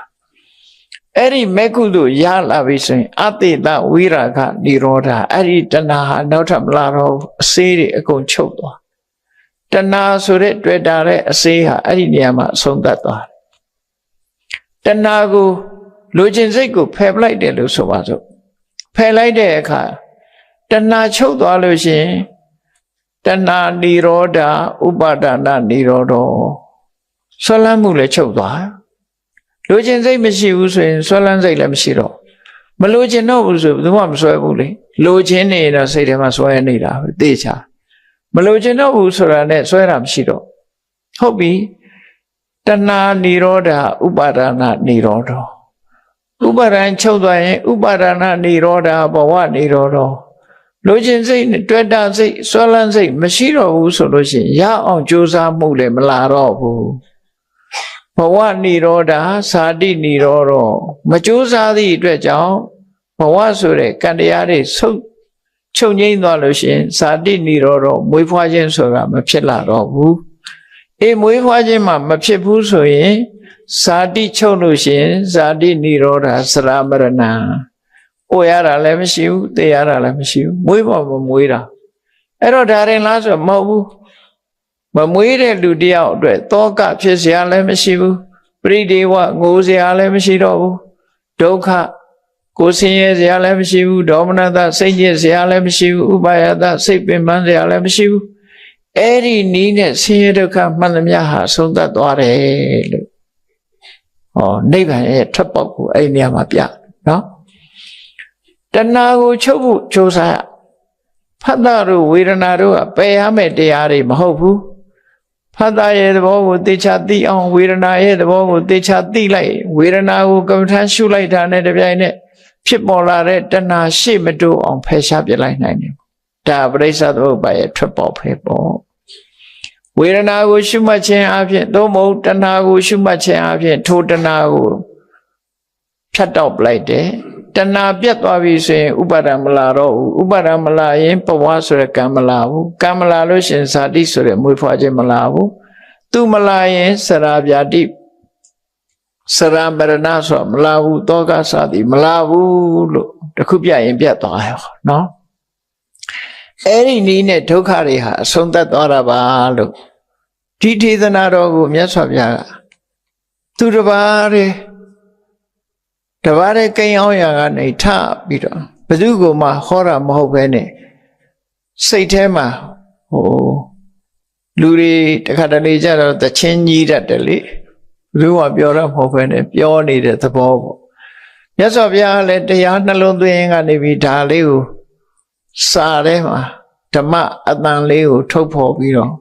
ရွတ်ဆိုနေတာဖြစ်တယ်အဲဒီလိုရွတ်ဆိုနေတာကိုအနိနာမှာရှိတဲ့ယဟန်တစ်ပါးရှိနေတာကိုမြတ်စွာဘုရားတတိထားမိပြီငါရွတ်တာကြားသလားလို့မေးလိုက်တော့ကြားပါတယ်ဘုရားအေးအဲ့ဒါဆိုရင်မှတ်ထားသေချာသင်ထားနှုတ်တဲ့ရအောင်ဆောင်းထားဒီဟာကိုနှုတ်တဲ့ရအောင်ဆောင်းထားမယ်ဆိုရင်ဒီတရားဒေသနာတော်ကိုမပြတ်ဆင်ញင်သုံးသပ်နှလုံးသွင်းမယ်ဆိုလို့ရှိရင်တကယ်ကိုအကျိုးရှိတယ်။ဘာအကျိုးရှိတော့ဆိုရင်ဒီတိုင်းလေးဆင်ញင်နေခြင်းအပြင်အကုသိုလ်တော့မဖြစ်တာသေချာသွားပြီ။ဒီအတွေးလေးနဲ့နေမယ်ဆိုရင်ဒီဓမ္မဖြစ်စဉ်အတိုင်းလေးတွေးပြီးတော့နေမယ်။အဖြစ်နဲ့အချုပ်နှစ်ခုပေါ့နော်။ဝင်ပေါက်နဲ့ထွက်ပေါက်ပေါ့။အဲ့တော့တန်တရားထဲမှာဖြစ်နေတာနဲ့တန်တရားကထွက်သွားတာဒီနှစ်ခုကိုဆက်ဆက်ပြီးတော့မြတ်စွာဘုရားကပရိစ္ဆေသမုပ္ပါကိုအနုလောမပฏิလောမဖြတ်ပြီးတော့ဟောလိုက်တာဒီနေရာမှာအဝိဇ္ဇာကစဟောတာမဟုတ်ဘူးအဝိဇ္ဇာပစ္စယသင်္ခါရသင်္ခါရပစ္စယဝိညာဏဝိညာဏပစ္စယနာမရူပနာမရူပပစ္စယတလာယေတနံဆိုတာတွေကိုမဟောတော့ပဲနဲ့ဒီဘက်ကစဟောလိုက်တာတလာယေတနာကနေစပြီးဟောလိုက်တယ်လို့သူတို့ဆိုရမှာဖြစ်တယ်တလာယေတနာပစ္စယဖတ်တော့ဒီနေရာမှာဒိဋ္ဌံသင်္ကတိဖတ်တော့လို့ခေါ်တယ်အဲ့ဒီလိုပရိစ္ဆေသမုပ္ပါရဲ့ရှုခွက်ကလေးကိုမြတ်စွာဘုရားဟာဟောကြားဆုံးမလို့ရင်ဖြစ်တယ်တခြားသုတ်တန်တွေမှာဒီတိုင်းဟောထားတာပါပဲဒီသုတ်တန်မှာတော့မြတ်စွာဘုရားကသူများကိုဟောတာမဟုတ်ဘဲနဲ့မိမိကိုယ်တိုင်ရွတ်ဖတ်တရစေခြင်းသာဖြစ်တယ်အဲ့ဒါကြောင့်မို့ဒီသုတ်တန်ကိုဥပတုတိဆိုတဲ့နာမည်နဲ့ဘုရားရွတ်ဖတ်တရစေနေတာကိုကြားရတဲ့ယဟန်တစ်ပါးရှိနေတာဖြစ်သည့်အတွက်ကြောင့်ဥပတုတိအတန်ရဲ့အနည်းလို့အဓိပ္ပာယ်ပေးပြီးတော့ဒီသုတ်တန်ကိုအမည်မြှင့်ခဲ့တာဖြစ်ပါတယ်တရားချစ်ခင်သူတော်စင်ပြိဿအပေါင်းတို့မြတ်ဗုဒ္ဓရဲ့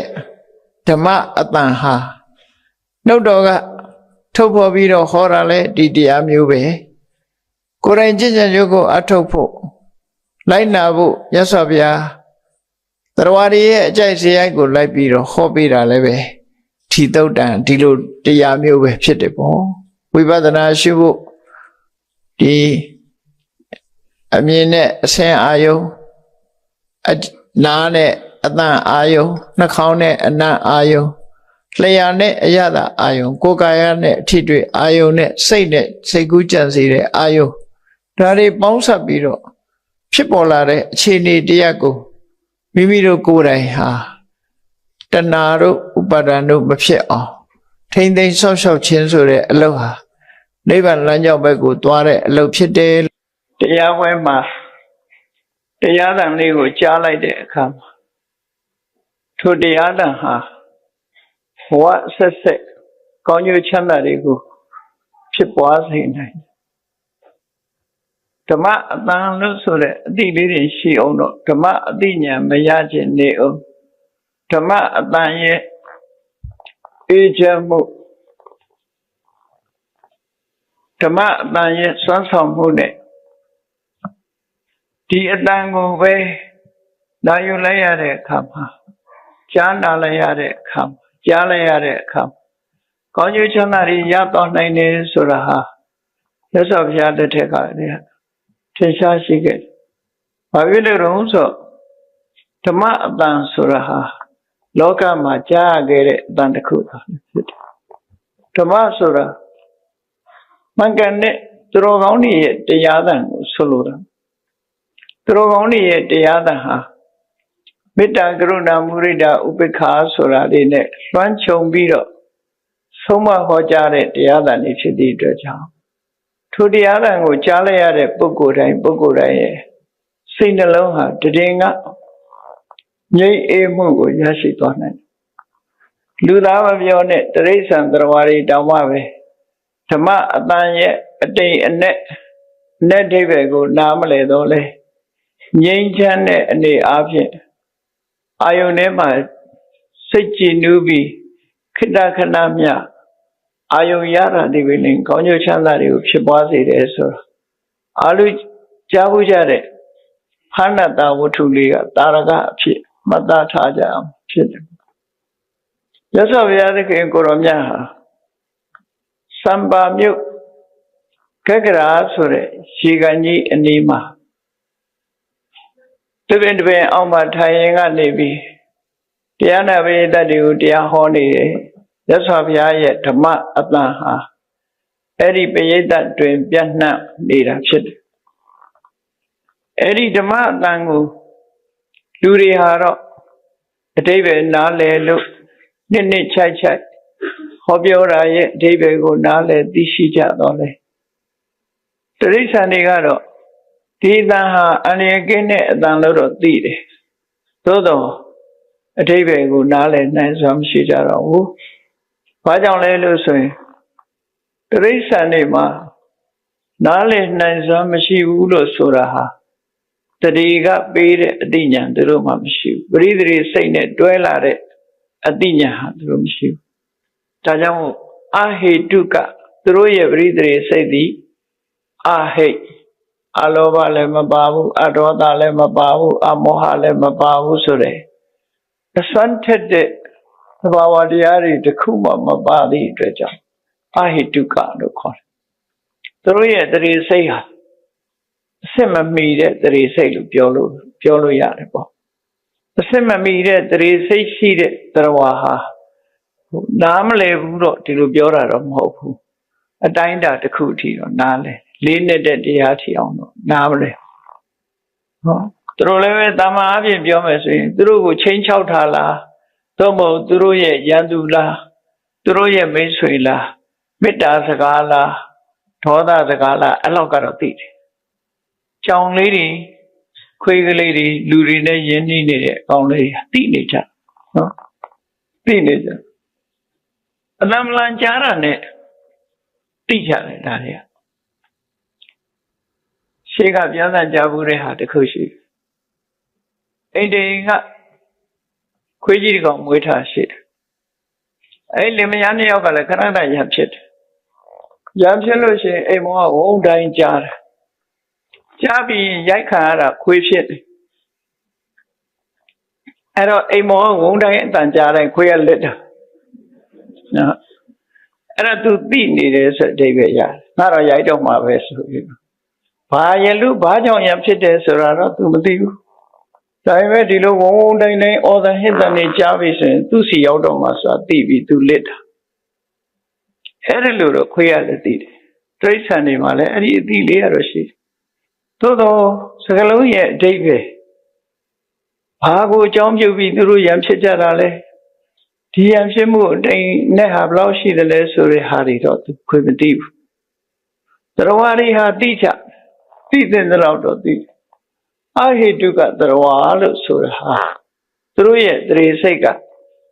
အဟိပရိသေနေလာတဲ့အရာဖြစ်သည့်အတွက်ကြောင့်စကလုံးရဲ့အတိမ်နဲ့ကိုသိနိုင်စွာမရှိကြ။ဒါမှလူတယောက်တောင်ချိလေကိုသင်မထားတဲ့ပညာရရဲ့အတိမ်နဲ့ကိုမသိနိုင်ကြလားဒါတက်လမ်းမမီဘူးဆိုရှိသို့တော့သင်မယ်ဆိုရင်လည်းသူသိနိုင်တဲ့အနေအထားရှိဒိဋ္ဌာန်နေလဲသင်ပေးတဲ့အခါမှာအတိုင်းအတာတစ်ခုအထိတော့သူတို့သင်လို့မရဘူးတော့မဟုတ်သင်လို့ရသူတို့မှာအမှတ်တင်ညာတွေနဲ့မှတ်သားမှုရှိတယ် မှတ်သားကောင်းတယ်တချို့ကလူတွေတဲ့တောင်အစွမ်းထက်နိုင်သူတို့ကအဲ့ဒါလို့အမှတ်တင်ညာပဲကတော့သူတို့ရတယ်မသိအနံ့ဖြစ်ဖြစ်မှတ်ကိုင်းထားတယ်အယောင်ဖြစ်ဖြစ်မှတ်ကိုင်းထားလို့ရှိရင်သူတို့ကကောင်းကောင်းမှတ်တတ်တယ်ပေါ့နော်အဲ့ဒါလို့ကတော့ရသို့တော့ပညာလို့ဆိုတာကိုယ့်ကိုထိုးထွင်းပြီးတော့သိနိုင်စွမ်းရှိတဲ့ပညာတော့မရှိဘူးမြတ်စွာဘုရားတရားဟောနေတဲ့အချိန်လူတွေကတော့ဒါသီလအကြောင်းဟောတာပဲဒါသမာဓိဒါကပညာအကြောင်းဟောတာဒါဒါနဟောတာဆိုတဲ့အဓိပ္ပာယ်တွေကောင်းနားလည်ကြသို့တော့အဲ့ဒီဂက္ခရာရေကနေကနေပြီးခုံတက်လာလိုက်တဲ့ဖားလေးရတယ်မြတ်စွာဘုရားရဲ့အနီးမလမကန်တရားပွဲအစွန်လောက်မှာမြတ်တော်လေးတဲ့ဝတ်နေတဲ့အချိန်လေးမှာမြတ်စွာဘုရားတရားဟောတဲ့အတန်ကိုသူလည်းကြားတယ်သို့တော့သူမှဘာသိတော့ဆိုဒါငြိမ်းအေးတဲ့အတန်ပဲအလုံးငြိမ်းသက်နေတယ်အေးချမ်းတဲ့အတန်လေးဆိုအေးချမ်းတဲ့အတန်လေးကိုနားထောင်ရင်သူစိတ်နှလုံးကလည်းအေးချမ်းသွားဓာတ်ခိုက်တယ်လို့ခေါ်တယ်နော်အေးချမ်းနေအဲ့ဒီလိုအေးချမ်းနေတဲ့အချိန်မှာအမတ်တမဲ့အန္တရာယ်တစ်ခုနဲ့ကြုံလာအဲ့ဒီနီးပေါင်းချင်းမှာနွားကြောင်းနဲ့ဒီနွားကြောင်းသားကနွားမောင်းနဲ့တပြားကြီးကိုင်းလာပြီးတော့ဖះဘာတွေဟောတော်ဆိုတဲ့ပုံစံနဲ့ပိဋကအစွန်မှာလာပြီးတော့ထုတ်ကလေးထောက်ပြီးနားထောင်တာသူထောက်လိုက်တဲ့ထုတ်ကထောက်ပြီးတော့ဖိလိုက်တဲ့အဲ့ဒီသူထောက်လိုက်တဲ့ထုတ်လေးအောက်မှာဖားကရောက်နေတာဖြစ်တယ်ခေါင်းပေါ်မှာတဲ့တဲ့ကိုဖိချလိုက်ပြီးသားဖြစ်သွားတော့ဖားလေးကအဲ့ဒါနဲ့ပဲတည်သွားရှာတည်သွားတာနဲ့သူနတ်ပြည်ရောက်သွားတယ်နတ်ပြည်ရောက်တော့နတ်ဆိုတာလူတွေလိုအကြာကြီးမိခင်ဝမ်းထဲမှာအောင်းနေရတာမျိုးလည်းမဟုတ်ဘူးဒီဘဝကမျက်စိလေးမိတ်သွားရင်ဟိုဘဝမှာဘဝကနေဖြစ်တာဆိုချက်ချင်းကြီးအိယာကနိုးလိုက်တယ်လို့သူတို့ရဲ့ဘဝလင်မြန်တော့အိယာကနိုးလိုက်တယ်လို့တွေ့သူကသူခန္ဓာကြီးကျယ်တဲ့ခန္ဓာကိုယ်နဲ့ပတ်ဝန်းကျင်ခန္ဓာကြီးကျယ်လာတဲ့ဘုံမိမ့်မှကြီးမြင်လိုက်တော့ငါဘယ်လိုဘယ်ဘဝကများလာတာတော့ကြည့်လိုက်တော့အာဝဇ္ဇကောင်တာသူကဘဝဖားဘဝလာတယ်ဆိုသူသိလိုက်အေးငါဖားဘဝလာရဲ့တန်းနဲ့ဘာများလုပ်မိလို့ငါဒီဗိမာန်ကြီးတွေဓာတ်တွေငါရတာတော့လို့ဆိုမြတ်စွာဘုရားရဲ့အတန်လေးပေါ်မှာအာယုဆိုင်ပြီးကြည်နူးလိုက်တဲ့စိတ်ဓာတ်ကလေးကနေပြီးသူ့ကိုဒီလောက်ကြီးကျယ်တဲ့စီးစိမ်ဥစ္စာကြီးကိုဆုလက်အဖြစ်ပေးလိုက်တယ်ကောင်းကျိုးချမ်းသာဖြစ်စေတယ်ဆိုတာသဘာဝတရားပဲနော်ကုသိုလ်ဆိုတာဟာဘယ်ကုသိုလ်ပဲဖြစ်ဖြစ်ဟိုးဆန်းလို့ဆိုတဲ့အတိုင်းကောင်းကျိုးချမ်းသာကိုဖြစ်စေနိုင်အဲ့ဒီကောင်းကျိုးချမ်းသာဖြစ်စေနိုင်တဲ့စိတ်စွမ်းအားလေးနဲ့သူဟာဒီကုသကံလေးကအကျိုးပေးလိုက်တာနဲ့အဲ့ဘဝရောက်လာတယ်ဆိုတော့သူချက်ချင်းသိတော့မနေနိုင်ဘူးမြတ်စွာဘုရားကိုကျေးဇူးတင်လို့ပြောချင်တာနဲ့ချက်ချင်းဘုံမိမ့်မှန်နဲ့အချမ်းရံနေနဲ့ဆင်းလာပြီးမြတ်စွာဘုရားကိုလာရှိခိုးကျေးဇူးတင်လို့ရှိခိုးတာနော်ရှိခိုးတော့မြတ်စွာဘုရားကဟာကိုယ်အောင်ကိုယ်ဝါတွေနဲ့ငါရှိခိုးတာဘာလို့လဲလို့ဆိုသူကရေထဲကဖားကလေးပါဆိုပြီးတော့သူ့စာကြောင်းလေးကိုပြန်ပြောအေးသူပြောသွားတဲ့အထက်ပဲသူလိုအကောင်းဆိုးကြောင်းကျိုးနားမလဲတော့လည်းပဲအပြစ်ကင်းတဲ့အတန်လေးပေါ်မှာအာယုံပြုတ်ပြီးတော့နေရတဲ့ကုသိုလ်လေးစီပင်လေနတ်သားဘဝရောက်သေးတယ်ဘုံမိမ့်မှန်နေတဲ့စီးတဲ့ဥစ္စာတွေရသေးတယ်အတိတ်ပဲနားလည်မဲ့လူသားတွေဆိုရင်ဘလောက်များအကျိုးရှိလိုက်မလဲဆိုပြီးတော့သူပြောတာမြတ်စွာဘုရားကသူ့တရားဟောလိုက်တဲ့အခါကျအဲ့ဒီကြတော့သူခံယူနိုင်တဲ့နားနဲ့အသိဉာဏ်ရှိသွားမြတ်စွာဘုရားရဲ့ဓမ္မအတန်ဟာဒီအချိန်ကျတော့သူ့ကိုဉာဏ်ပွင့်သွားစေဉာဏ်ပွင့်နေဆိုခံယူနိုင်တဲ့အသိဉာဏ်ရှိမှပွင့်တာအလို့ဆိုရင်ငြိမ်းအေးတဲ့အတန်လေးအနေနဲ့ပဲနားထောင်မှာဖြစ်တယ်အဲ့တော့ဓမ္မအတန်ဟာတရားဝဲလာပြီးတရားစံလေးကိုအာယုစိုက်ပြီးတော့နားထောင်ကြည့်လိုက်လို့ငြိမ်းအေးတဲ့အတန်လို့ဆိုတာလေးနဲ့တည်းပဲနော်ကောင်းကျိုးချမ်းသာတွေကိုဖြစ်စေနိုင်တယ်ဘာဖြစ်လို့လဲဆိုရင်တရားကိုအာယုပြုပြီးငြိမ်းနေတဲ့အချိန်လေးမှာလောဘဖြစ်ခြင်းလည်းမရှိဘူးဒေါသဖြစ်ခြင်းလည်းမရှိဘူးမောဟဖြစ်ခြင်းလည်းမရှိဘူးစိတ်လေးဟာတရားသံပေါ်မှာတဖြောင်းနဲ့ရောက်ရှိနေတာဖြစ်လို့ ဓမ္မအတန်ဟာဓမ္မအတိညာဏ်ထီအောင်ပေးနိုင်တယ်မပေးဘူးဆိုရင်တော့ကောင်းရာသုတိဘုံကိုဒီကုသိုလ်စွာအားနဲ့ရောက်နိုင်တယ်လို့ဒီလိုဆိုတယ်ပေါ့နော်လို့ဆိုအဲ့ဒါကြောင့်မို့လို့လူဝါရောက်လာတဲ့အချိန်လေးမှာတကယ်ကိုမြတ်စွာဘုရားဟောကြားတဲ့တရားဓမ္မအနှစ်သာရလေးတွေသိရှိနားလည်အောင်အာရုံစိုက်ပြီးနားထောင်ကြရမယ်တလုံးသိသိဖြစ်စေနှလုံးသိသိဖြစ်စေဘာပြောတယ်ဆိုတာလေးတစ်ခုသိသိချာချာနားထောင်မယ်ဆိုရင်အသိဉာဏ်နဲ့နားထောင်လိုက်တာနဲ့တပြိုင်နက်ဒီအသိဉာဏ်လေးဟာပျောက်ပြက်သွားတာမဟုတ်ဘဲနဲ့တနေ့တစ်ချိန်တစ်ခါကိုယ့်ရဲ့ရင်ထဲမှာပြန်ပေါ်လာပြီးတော့အဲ့ဒီအသိဉာဏ်ကနေဖွံ့ဖြိုးတိုးတက်ပြီးကောင်းကျိုးချမ်းသာတွေများစွာပေးသွားတယ်ဆိုတာတတ္တိတာရကတွေရှိတယ်ပေါ့နော်တတ္တိတာရကတွေရှိတယ်ကိုသိခဲ့တဲ့စကားလုံးလေးဟာတစ်လုံးပဲဖြစ်စေတရားဓမ္မနဲ့ပတ်သက်တဲ့သိခဲ့တဲ့စကားလုံးလေးဟာတစ်လုံးပဲဖြစ်စေထိုသိခဲ့တဲ့စကားလုံးလေးကိုအကြောင်းပြုပြီးဒီအတန်မျိုးလေးနောက်ထပ်ကြားပြီးဆိုရင်အတိတ်ကပြန်ပေါ်လာတတ်တယ်မပေါ်ပဲမရှိဘူးနော်ဒါလေးငါကြားဘူးတယ်ဆိုပြီးပြန်ပေါ်လာခေါင်းထဲမှာဒါကြောင့်မို့တရားအတန်လေးဟာကိုယ်ခေါင်းထဲမှာဆွဲတော်အောင်တော့မှတ်ထားတဲ့ပေါ့နော်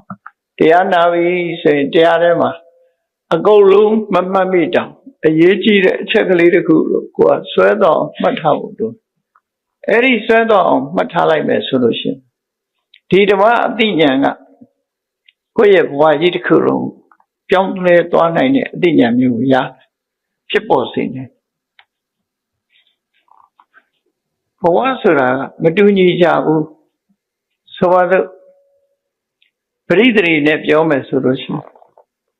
ငရဲတရိษံပြိတ္တာအတုရကေဆိုတဲ့အပေလေးပုံသားရဲ့ပရိသေရီကအလောဘအရောဓအမောဟဆိုတဲ့စွမ်းအားထက်တဲ့ဟိတုပစ္စယောတွေမပါဘူးလို့ဆိုမပါသည့်အတွက်ကြောင့်သူတို့ဟာခိုင်မာတဲ့တရားတွေမဟုတ်ကြဘူးပရိသေရီကအမှန်တမ်းဉာဏ်ဖြင်းတယ်ဉာဏ်ဖြင်းသည့်အတွက်ကြောင့်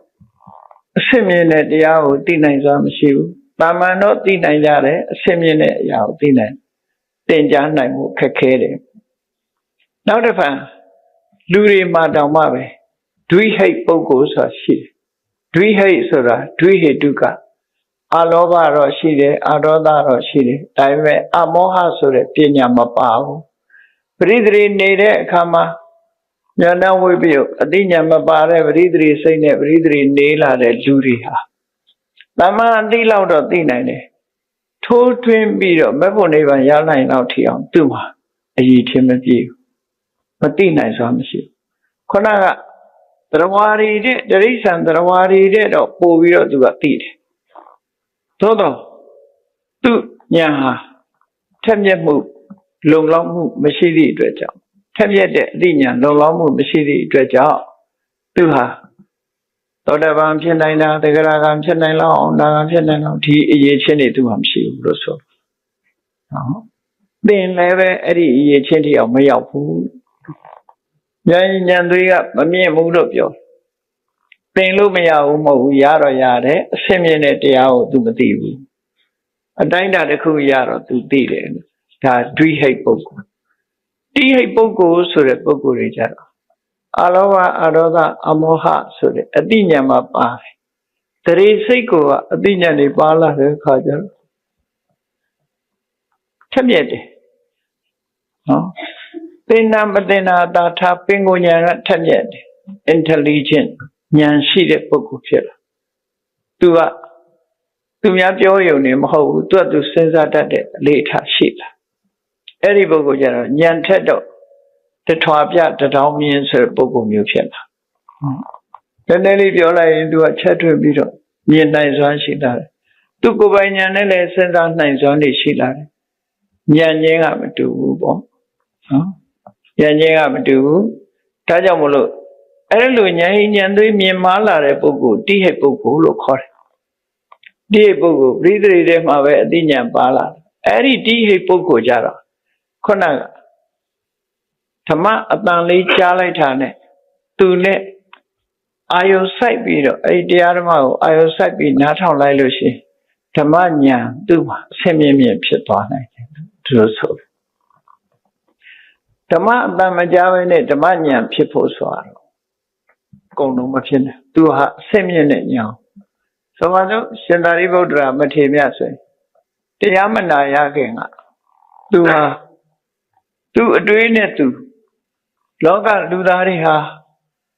အသက်တရားလမ်းမှာဖြစ်နေကြတဲ့လူတွေအလုံးဟာအသက်တရားတွင်မှာအကုန်လုံးသိဆုံးသွားကြမှာဖြစ်တယ်။စပွဲတွေကြည့်ပြီးတဟာဟာရှင်မောနေလို့ငါတို့ဘာအကျိုးမှမရှိဘူး။မတရားတရားဓမ္မဆိုတာတို့ရှားကြမယ်လို့ဒီအသည့်တွေဟာသူကဒီပုဂ္ဂိုလ်ဆိုတော့ဒီအတွေးတွေတွေးလာတယ်နော်။အဲ့ဒီအသည့်တွေရတော့လည်းပဲသူ့အသိဉာဏ်တကားကိုဖွင့်ပေးမဲ့တရားမရှိဘူးဖွင့်ပေးမဲ့ပုဂ္ဂိုလ်မရှိဘူးနောက်ဆုံးမှာပစ္စဝဂ္ဂီ9ဦးထဲမှာပါဝင်ဖြစ်တဲ့ရှင်အတ္တစီနဲ့တွေ့တဲ့အခါမှာရှေဓမ္မဟေတုပ္ပဘောတေတံဟေတုံတထာဂတောအာဟတေတိသယောနိရောဓဧဝဝါဒီမဟာတဝေနောမြတ်ဗုဒ္ဓရဲ့အဆုံးအမဗုဒ္ဓရဲ့ဝါဒရှင်းလင်းဟောကြားလိုက်တဲ့အခါအကျိုးတရားမှန်သမျှအကြောင်းကြောင့်ဖြစ်လာတာအဲ့ဒီအကြောင်းတွေချုပ်ငိမ့်သွားလို့ရှိရင်အကျိုးတရားလည်းချုပ်ငိမ့်သွားတယ်ဆိုတဲ့ချုပ်ငိမ့်တဲ့နိလန်းနဲ့တကွသစ္စာ၄ပါးကိုရှင်းပြလိုက်တဲ့အခါသူ့အဉာဏ်ပွင့်သွားဉာဏ်ပွင့်သွားတဲ့အတွက်ကြောင့်သောတာပန်အဆင့်ထီအောင်ရောက်သွားတယ်ဒီလိုဆိုလိုတယ်နော်အဲ့ဒါတိဟိတ်ပုဂ္ဂိုလ်လို့ခေါ်တယ်အလွန်ထက်မြက်တဲ့ပုဂ္ဂိုလ်အဲ့လိုတိဟိတ်ပုဂ္ဂိုလ်တွေမှာလည်းပဲအလွန်ကိုအချင်းလေးပြောလိုက်တာနဲ့သဘောပေါက်သွားလို့ရှိရင်ဥက္ကတိတင်ယူတိဟိတ်အမြင့်ဆုံးပုဂ္ဂိုလ်လို့ခေါ်တယ်။နည်းနည်းချက်ပြီးပြောမှသဘောပေါက်တဲ့ပုဂ္ဂိုလ်ကြတော့ဝိပင်စီတင်ယူအကျယ်ချက်ပြောရတယ်။ထပ်ပြီးတော့ရှင်းပြမှသဘောပေါက်တဲ့ပုဂ္ဂိုလ်မျိုးနေရပုဂ္ဂိုလ်ဆိုတာကြတော့ဘာလို့ရအောင်ဆိုသီလလေးစောင့်လိုက်တရားစခန်းလေးဝင်လိုက်နော်သမာဓိကျင့်စဉ်လေးကျင့်လိုက်ကမ္မထာဘာဝနာလေးအားထုတ်လိုက်တရားတွေနားလိုက်နေအဲ့ဒီလိုလောက်ပါများတဲ့အခါကျတော့တဖြည်းဖြည်းနဲ့ဒီဘဝမှာပွန်းပြီးတော့ပြတ်သွားတဲ့ပုဂ္ဂိုလ်မျိုးဟာနေရပုဂ္ဂိုလ်ပွန်းမိမဲ့လို့မပြတ်အောင်ခိုင်းတဲ့လူတွေလည်းအများကြီးပဲပေါ့နော်အဲ့ဒီလိုဉာဏ်တော့ရှိတော့ရှိပါရဲ့သို့တော့ဉာဏ်ရှိတော့လဲဘာတွေလျော့နေတယ်လဲဆိုရင်ဆန္ဒယောနေတာလည်းပါရတယ်ကြိုးစားမှုအတိုင်းအတာယောနေတာလည်းပါရတယ်အသိဉာဏ်အင်အားမပြည့်သေးတာလည်းပါရတယ်ဟောအဲ့ဒီလိုတစ်ခုခုကယောနေနေမယ်ဆိုလို့ရှိရင်အတိုင်းအတာတစ်ခုမရောက်နိုင်ဘူးအဲ့ဒါမျိုးအတောကိုနှစ်ပေါင်းများစွာကြာကြာလေ့ကျင့်သင်ကြားတရားဓမ္မအားထုတ်မှအကျွတ်တရားရပြီးထူးခြားတဲ့တရားကိုသိတာဆိုတာကျတော့နေရပုဂ္ဂိုလ်လို့ခေါ်တယ်အဲ့လိုတဲ့ကနေရပုဂ္ဂိုလ်မျိုးကလည်းရှိတယ်နောက်တစ်ခါဒီဘဝမှာတော့မကျွတ်တော့ဘူးခုနဒွိဟိတ်တို့ဘာလို့ထဲမှာစကလုံးလေးလောက်ပဲမှတ်မိတော့တယ်ဆိုတဲ့ပုဂ္ဂိုလ်ကတော့ပဋ္ဌပရမအဲ့ဒီပဋ္ဌပရမပုဂ္ဂိုလ်အစိတ်ရောက်ချင်ရောက်ပါစီခုဘဝမှာတရားသူမရတော့လည်းပဲဓမ္မအတန်လေးကိုကိုယ်စိတ်ထဲမှာရှင်တဲ့နှလုံးထဲမှာမှတ်မိနေပြီဆိုရင်အဲ့ဒါတနေ့ကျအကျိုးပြုလာတယ်ဆိုဓမ္မအတန်နဲ့ဓမ္မညာဟာဆက်ဆက်နေတယ်ဆိုမှတ်သားထားဖို့တော့ဒါကြောင့်မို့ဓမ္မအတန်ကစကလုံးလေးတွေကိုမှတ်မိသည့်ထီအောင်နားလည်ပြီးတော့စဉ်းစားဆင်ခြင်သုံးသပ်ဖို့လိုအပ်တယ်ဒီမှာဓမ္မအတန်လေးတစ်ချိန်တစ်ခါတရားပွဲလေးရောက်ပြီးတော့တရားလေးနားလိုက်တာနဲ့ပဲအကျွတ်တရားရသွားတဲ့ပုဂ္ဂိုလ်တူရဲ့အကြောင်းကိုမှတ်တမ်းတင်ထားတာရှိတယ်ဧကဓမ္မတဝနဧကဓမ္မတဝနိယသူဟာတရားကိုတစ်ခါလည်းပဲနားလိုက်ရတယ်နာဘူးတယ်နော်ဧကဓမ္မတဝနိယတစ်ချိန်မဲ့တရားသံလေးကိုသူကြားတယ်ဒါပေမဲ့လို့တစ်ချိန်ကြားပေမဲ့လို့တသက်တာကာလပတ်လုံးရင်ထဲမှာသူကစွဲနေတယ်အဲ့ဒီတရားလေးစွဲသွားတဲ့အရာတစ်ခုဟာဒီလူသေးသွားတော့လဲပျောက်သွားတယ်လို့ပြောလို့မရဘူးဘဝထိအောင်သူကစွဲသွားတယ်ဆိုတဲ့အရာတစ်ခုဟာဘဝဆက်တိုင်းမှာပြန်ပြီးတော့ပေါ်ရတဲ့ဆိုတာသတိထားဖို့လို့နော်လူခန္ဓာကိုယ်ကြီးကတော့ပျောက်ချင်ပျောက်သွားမယ်ဘ ဘဝကူးခြင်းကူးဘဝပြောက်ခြင်းပြောက်သွားနိုင်တယ်ဒီဘဝဒီခန္ဓာကုံဆုံးသွားတဲ့အခါမှာလည်းစိတ်အစဉ်လို့ဆိုတဲ့ mental process ကမပြတ်ဘူးမပြတ်သည့်အတွက်ကြောင့်24ပစ္စည်းထဲမှာပါတယ်လေ24ပစ္စည်းနဲ့နန္တရပစ္စယောသမဏန္တရပစ္စယောနတ္တိပစ္စယောဝိကတပစ္စယောအာသေဝနပစ္စယောအထုံပါသွားတဲ့အခါမှာကြားလိုက်တာနဲ့ငါကြားဘူးပါတယ်ဖြစ်လာတယ်နော်ဘယ်တော့ကြားဘူးလဲဆိုတာမမှတ်မိပြီမဲ့ငါကြားဘူးပါတယ်ဒီအဓိပ္ပာယ်လွယ်လွယ်ကူကူလင်းလင်းမြန်မြန်သိသွားနိုင်တဲ့အသိဉာဏ်တစ်ခုနှိုးဆော်ပေးလိုက်တယ်လို့ဖြစ်တယ်ဒါကြောင့်မို့သစ္စာဘုရားဟောတဲ့တရားလေးတွေမှတ်သားနိုင်ယူချရတယ်မှတ်သားနိုင်ယူထားအဲ့ဒီလိုမှတ်သားနိုင်ယူထားပြီးရှင်နေပဲစွဲနေပြီဆိုလို့ရှိရင်ဒီတန်မျိုးနောက်တစ်ခါထပ်ကြားလိုက်တာနဲ့တပြိုင်တည်းသူကထူးခြားတဲ့အသိဉာဏ်တစ်ခုရရှိစေအမျိုးကောင်းသားတဦးကြောင့်ပတ်တန်းတင်ထားသူဟာဒီကနေ့ကဘာကနေပြန်ပြီးတော့ချိန်မယ်ကဘာဆိုတာဟာအမှန်တမ်းကြားတယ်ကဘာတစ်ခုခုခေတ်အနေနဲ့စကားလည်းပြောမစင်ဒီကဘာဆိုတာအခုဒီကဘာလုံးကြီးပေါ့မြေကြီး Earth planet လို့ခေါ်တယ်သူတို့သိပ္ပံဆရာတွေပြောတယ်ကဘာမြေကြီးဟာဒီနေ့ကြလို့ရှိရင်ဒီလိုကဘာမြေကြီးပေါင်းမှာနော်ကဘာမြေကြီးပေါင်းဟာတပြိုင်တည်းဖြစ်ပြီးတပြိုင်တည်းပြတ်ထားတွေကစัจ java လာ1000ကဘာပေါင်း1000ဟာတပြိုင်တည်းတည်ပြီးတပြိုင်တည်းဖြစ်စီသွားတယ်အနန္တအာဂတလို့ဆိုတဲ့အဆုံးအစာမရှိတဲ့ကောင်းကင်ကြီးဘုန်းကြီးတို့တွေအကာအကွယ်မရှိတဲ့နေရာမှာသွားပြီးမတ်တရကြည့်လိုက်မတ်တရကြည့်လိုက်ပြီးတော့ပတ်ဝန်းကျင်ကိုကြည့်လိုက်မယ်ဆိုကိုဟာအလဲဘဟုစက်ဝိုင်းကြီးထဲမှာရှိနေနော်ဘယ်ကြည့်လိုက်ကိုကဘဟုပဲဖြစ်နေအဲ့ဒါကိုမျက်စိကတိုင်းတာပေးထားတာတိုင်းတာပေးထားဒီတဲ့ပို့ပြီးမမြင်အောင်ကောင်းကင်မောကြည့်လိုက်ရင်လည်းပဲဒီတုဒ္ဓမဝေးလံနဲ့ဘာမှမမြင်ရတဲ့အခါမှာဒီကောင်းကင်ပြာကြီးကိုတွေ့တကယ်ကတော့ကောင်းကင်ပြာနေတာမဟုတ်ကိုမျက်စိကရှေ့မတိုးတော့တာအဲ့ဒီကောင်းကင်ပြာကြီးဟာအပေါ်တက်ကြည့်မယ်ဆိုရင်လိုက်လေဒီအတိုင်းတာတိုင်းဝေးနေဦးမှာပဲအဲ့ဒါလို့အနန္တအာဂတကျဲခြင်းတိုင်းကျဲနေတဲ့အာဂတကြီးတွေမှာကဘာလို့ဆိုတာဒီအတူတူကဖြစ်ပေါ်လာပြီးအတူတူကပြည့်စည်သွားတဲ့အတိုင်းတာတစ်ခုအဲ့တော့ဒီကဘာကနေပြီးတော့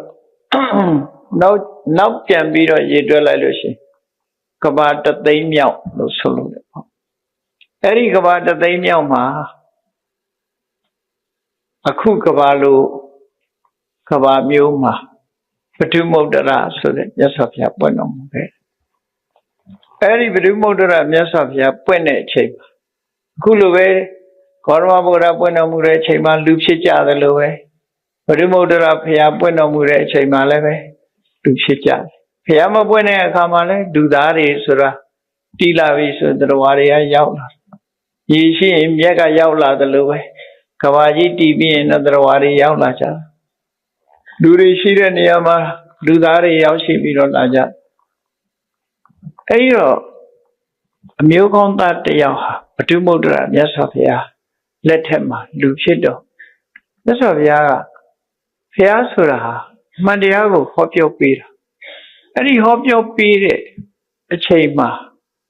သူကယတိအနေနဲ့ရောက်ရှိသွားတယ်နော်ယတိလူဘဝမှာယတိယဟန်ဝတ်ယတိဝတ်ပြီးဆံပိညနေရပြီးကောင်းကင်ခရီးသွားတဲ့အချိန်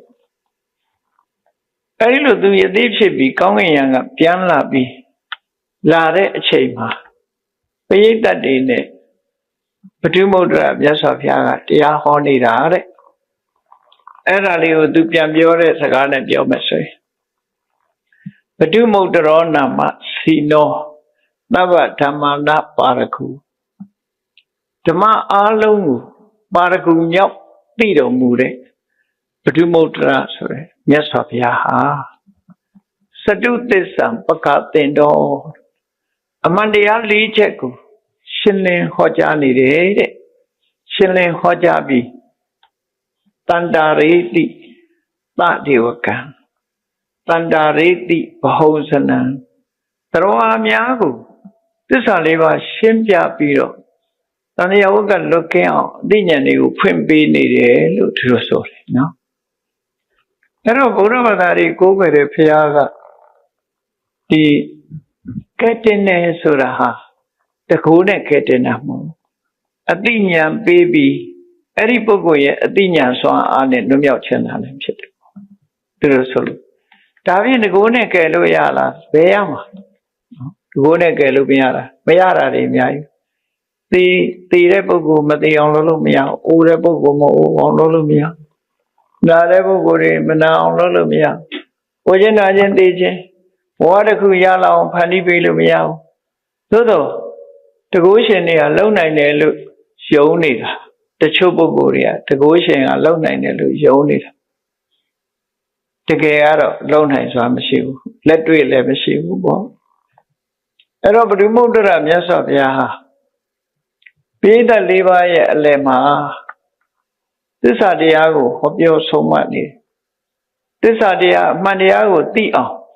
ဟောပြောခြင်းဖြင့်တရားတွေဟာအမှန်တရားကိုသိရှိပြီးဆင်းရဲဒုက္ခကလွတ်မြောက်ကြအမှန်သိသွားရင်လွတ်မြောက်သွားလွတ်မြောက်တယ်ဆိုတာဘယ်လိုလွတ်မြောက်တာလဲဆိုအမှန်သိပြီးတော့သူတို့ဟာလောဘကလွတ်မြောက်သွားတယ်ဒေါသကလွတ်မြောက်သွားတယ်မောဟကိုယ်တိုင်လည်းလွတ်မြောက်လို့ရတယ်လေစဉ်းစားကြည့်ပေါ့လောဘတွေဖြစ်နေမြတ်စွာဘုရားတရားကိုနှလုံးသွင်းလိုက်လောဘကလွတ်သွားဒေါသဖြစ်နေတော့တရားနှလုံးသွင်းလိုက်ဒေါသလွတ်သွားနော်ထာဝရလွတ်နိုင်တဲ့အတိုင်းအတာတစ်ခုထိအောင်နှလုံးသွင်းနိုင်ပြီဆိုရင်ထာဝရလွတ်သွားတယ်အဲ့ဒီလောဘဒေါသမောဟဆိုတဲ့အဆိုးတရားတွေကလွတ်အောင်လုပ်ပြီအဆိုးတရားတွေကလွတ်မှဘဝဒုက္ခဆိုတာလွတ်မှဖြစ်တယ်ပေါ့အဲ့ဒီအဆိုးတရားတွေကလွတ်အောင်ဘာနဲ့လွတ်အောင်လုပ်ရတော့ဆိုအသိဉာဏ်နဲ့ပဲလွတ်အောင်လုပ်ရအဲ့ဒီအသိဉာဏ်ကိုဘယ်သူကပေးတော့ဘယ်သူကနေပြီးအသိဉာဏ်ကိုဖြစ်ပေါ်စေတော့ဆိုမြတ်စွာဘုရားဟောကြားပေးတဲ့ဓမ္မအတန်ကဒါမို့ဓမ္မအတန်ကြားရမှဓမ္မဉာဏ်ဆိုတာဖြစ်ပေါ်တာလေဩ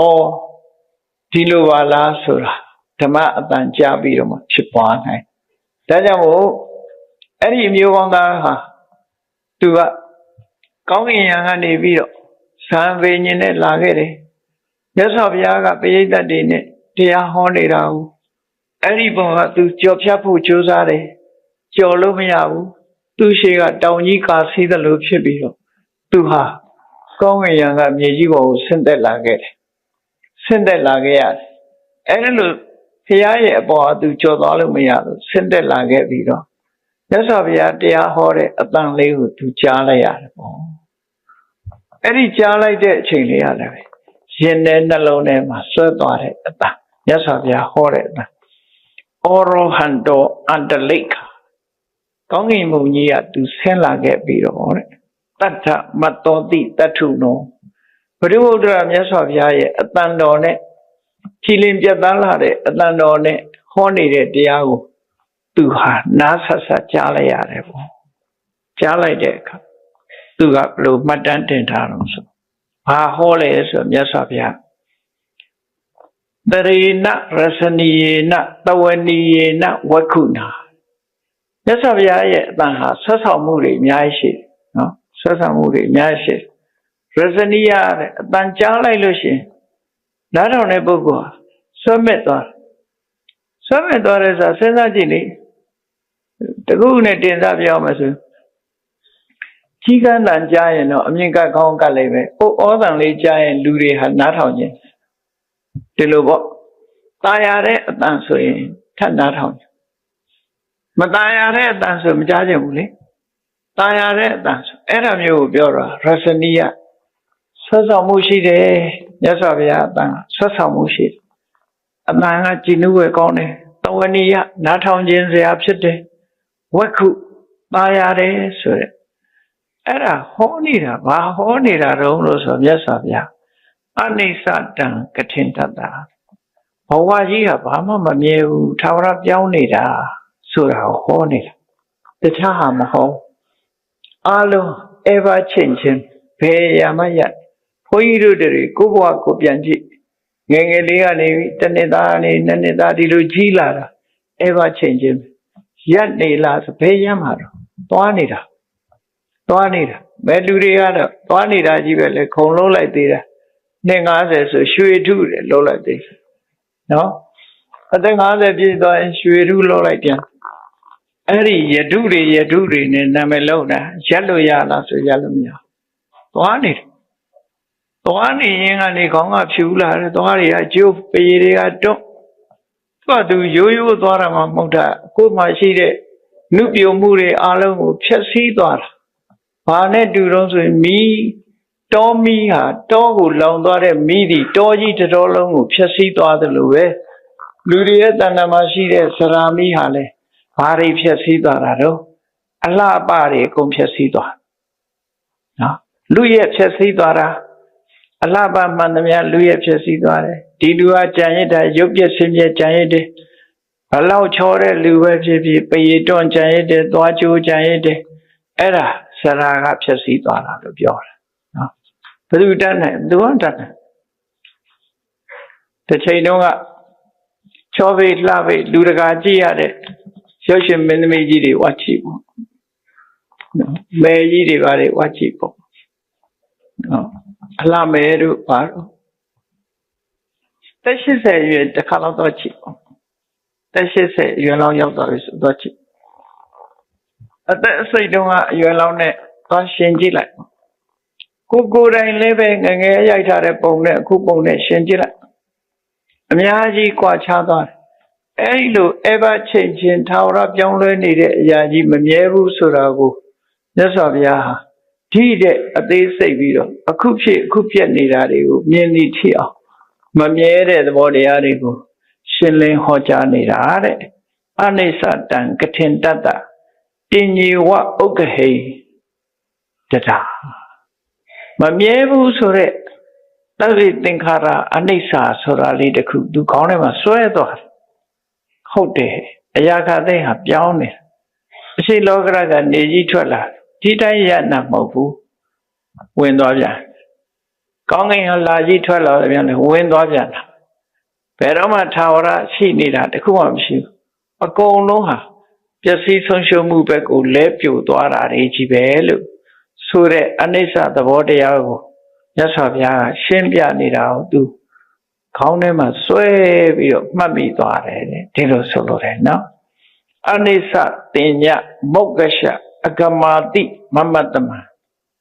Ayadeha. Yasavia, Mamievu Surago, Holiday, Ya Yen and Alonema, Matatavi, Tumiasidema, Tepeni Chilai, Pari Chilai, Aloha, Tu Chilan, Talantale, Chia Chilan Piao, no Chilan Pola, She Chilan Piaone. Now so do need it. Shadi Tengan Chong, Janyao Tio. To say them, Mamievu Sure, Adesa Tenya, Yenema Sue, Bido Tode. That's all I had to mark Langlia, 2 yen and Alonema. Akulu Mamiere, Adesa Langline. Do her Sue me Bido Twilight. Tadeta Calapalone, Mamievu Sure, a dwe, Peroma Mamedo. No, the Abu Yala did the mat long lead. Beaji do me so do the Mamino. Erelu, shall what are you? What they do one? Tata calling the door, ya. Do her, Tadeta Kala.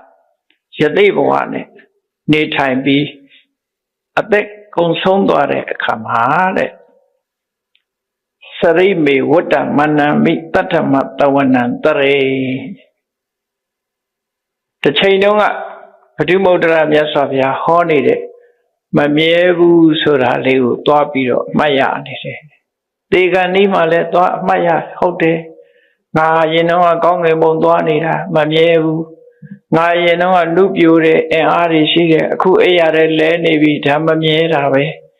Eri Mamiemu Leo to her. Satan alone must swear you. Mata yen now soma, they son to her. No? A mere Usrali do be to the one. They do တေနကံမေနဒုက္ကတေနစေတနာပဏိတိဟိစာမမြဲဘူးလို့စိတ်ထဲကသိနေတဲ့အသိလေးဟာဒါကုသိုလ်ဘာဝနာကုသိုလ်လို့ခေါ်တယ်နော်အသိဉာဏ်လေးဟာအဲ့ဒီအသိဉာဏ်လေးသိတယ်ဆိုတဲ့ထဲမှာဘာတွေပါတော့တတိပါတယ်တမာတိပါတယ်ဝိရိယပါတယ်အဲ့ဒါတွေကကောင်းကျိုးချမ်းသာကိုဖြစ်စေတယ်တတိမပါပဲပညာဆိုတာမဖြစ်ဘူးဒါမှမဟုတ်တတိတံစေညတတိနာဟိတတိဝိရိတာပညာနာမအဋ္ဌိတတိကင်းတဲ့ပညာဆိုတာမရှိဘူးတတိရှိမှပညာဖြစ်တယ်အေးဒါကြောင့်တေနကံမေနဒုက္ကတေနစေရနာပဏိတိဟိသသူကောင်းကောင်းလုပ်လိုက်ရတဲ့ကုသိုလ်ကံသူကောင်းကောင်းကျင့်ကြံကြိုးကိုအထောက်လိုက်ရတဲ့ကုသိုလ်ကံသူရင်တဲ့နှလုံးထဲမှာဆွဲဆွဲမြဲမြဲပွားများလိုက်ရတဲ့အနိစ္စ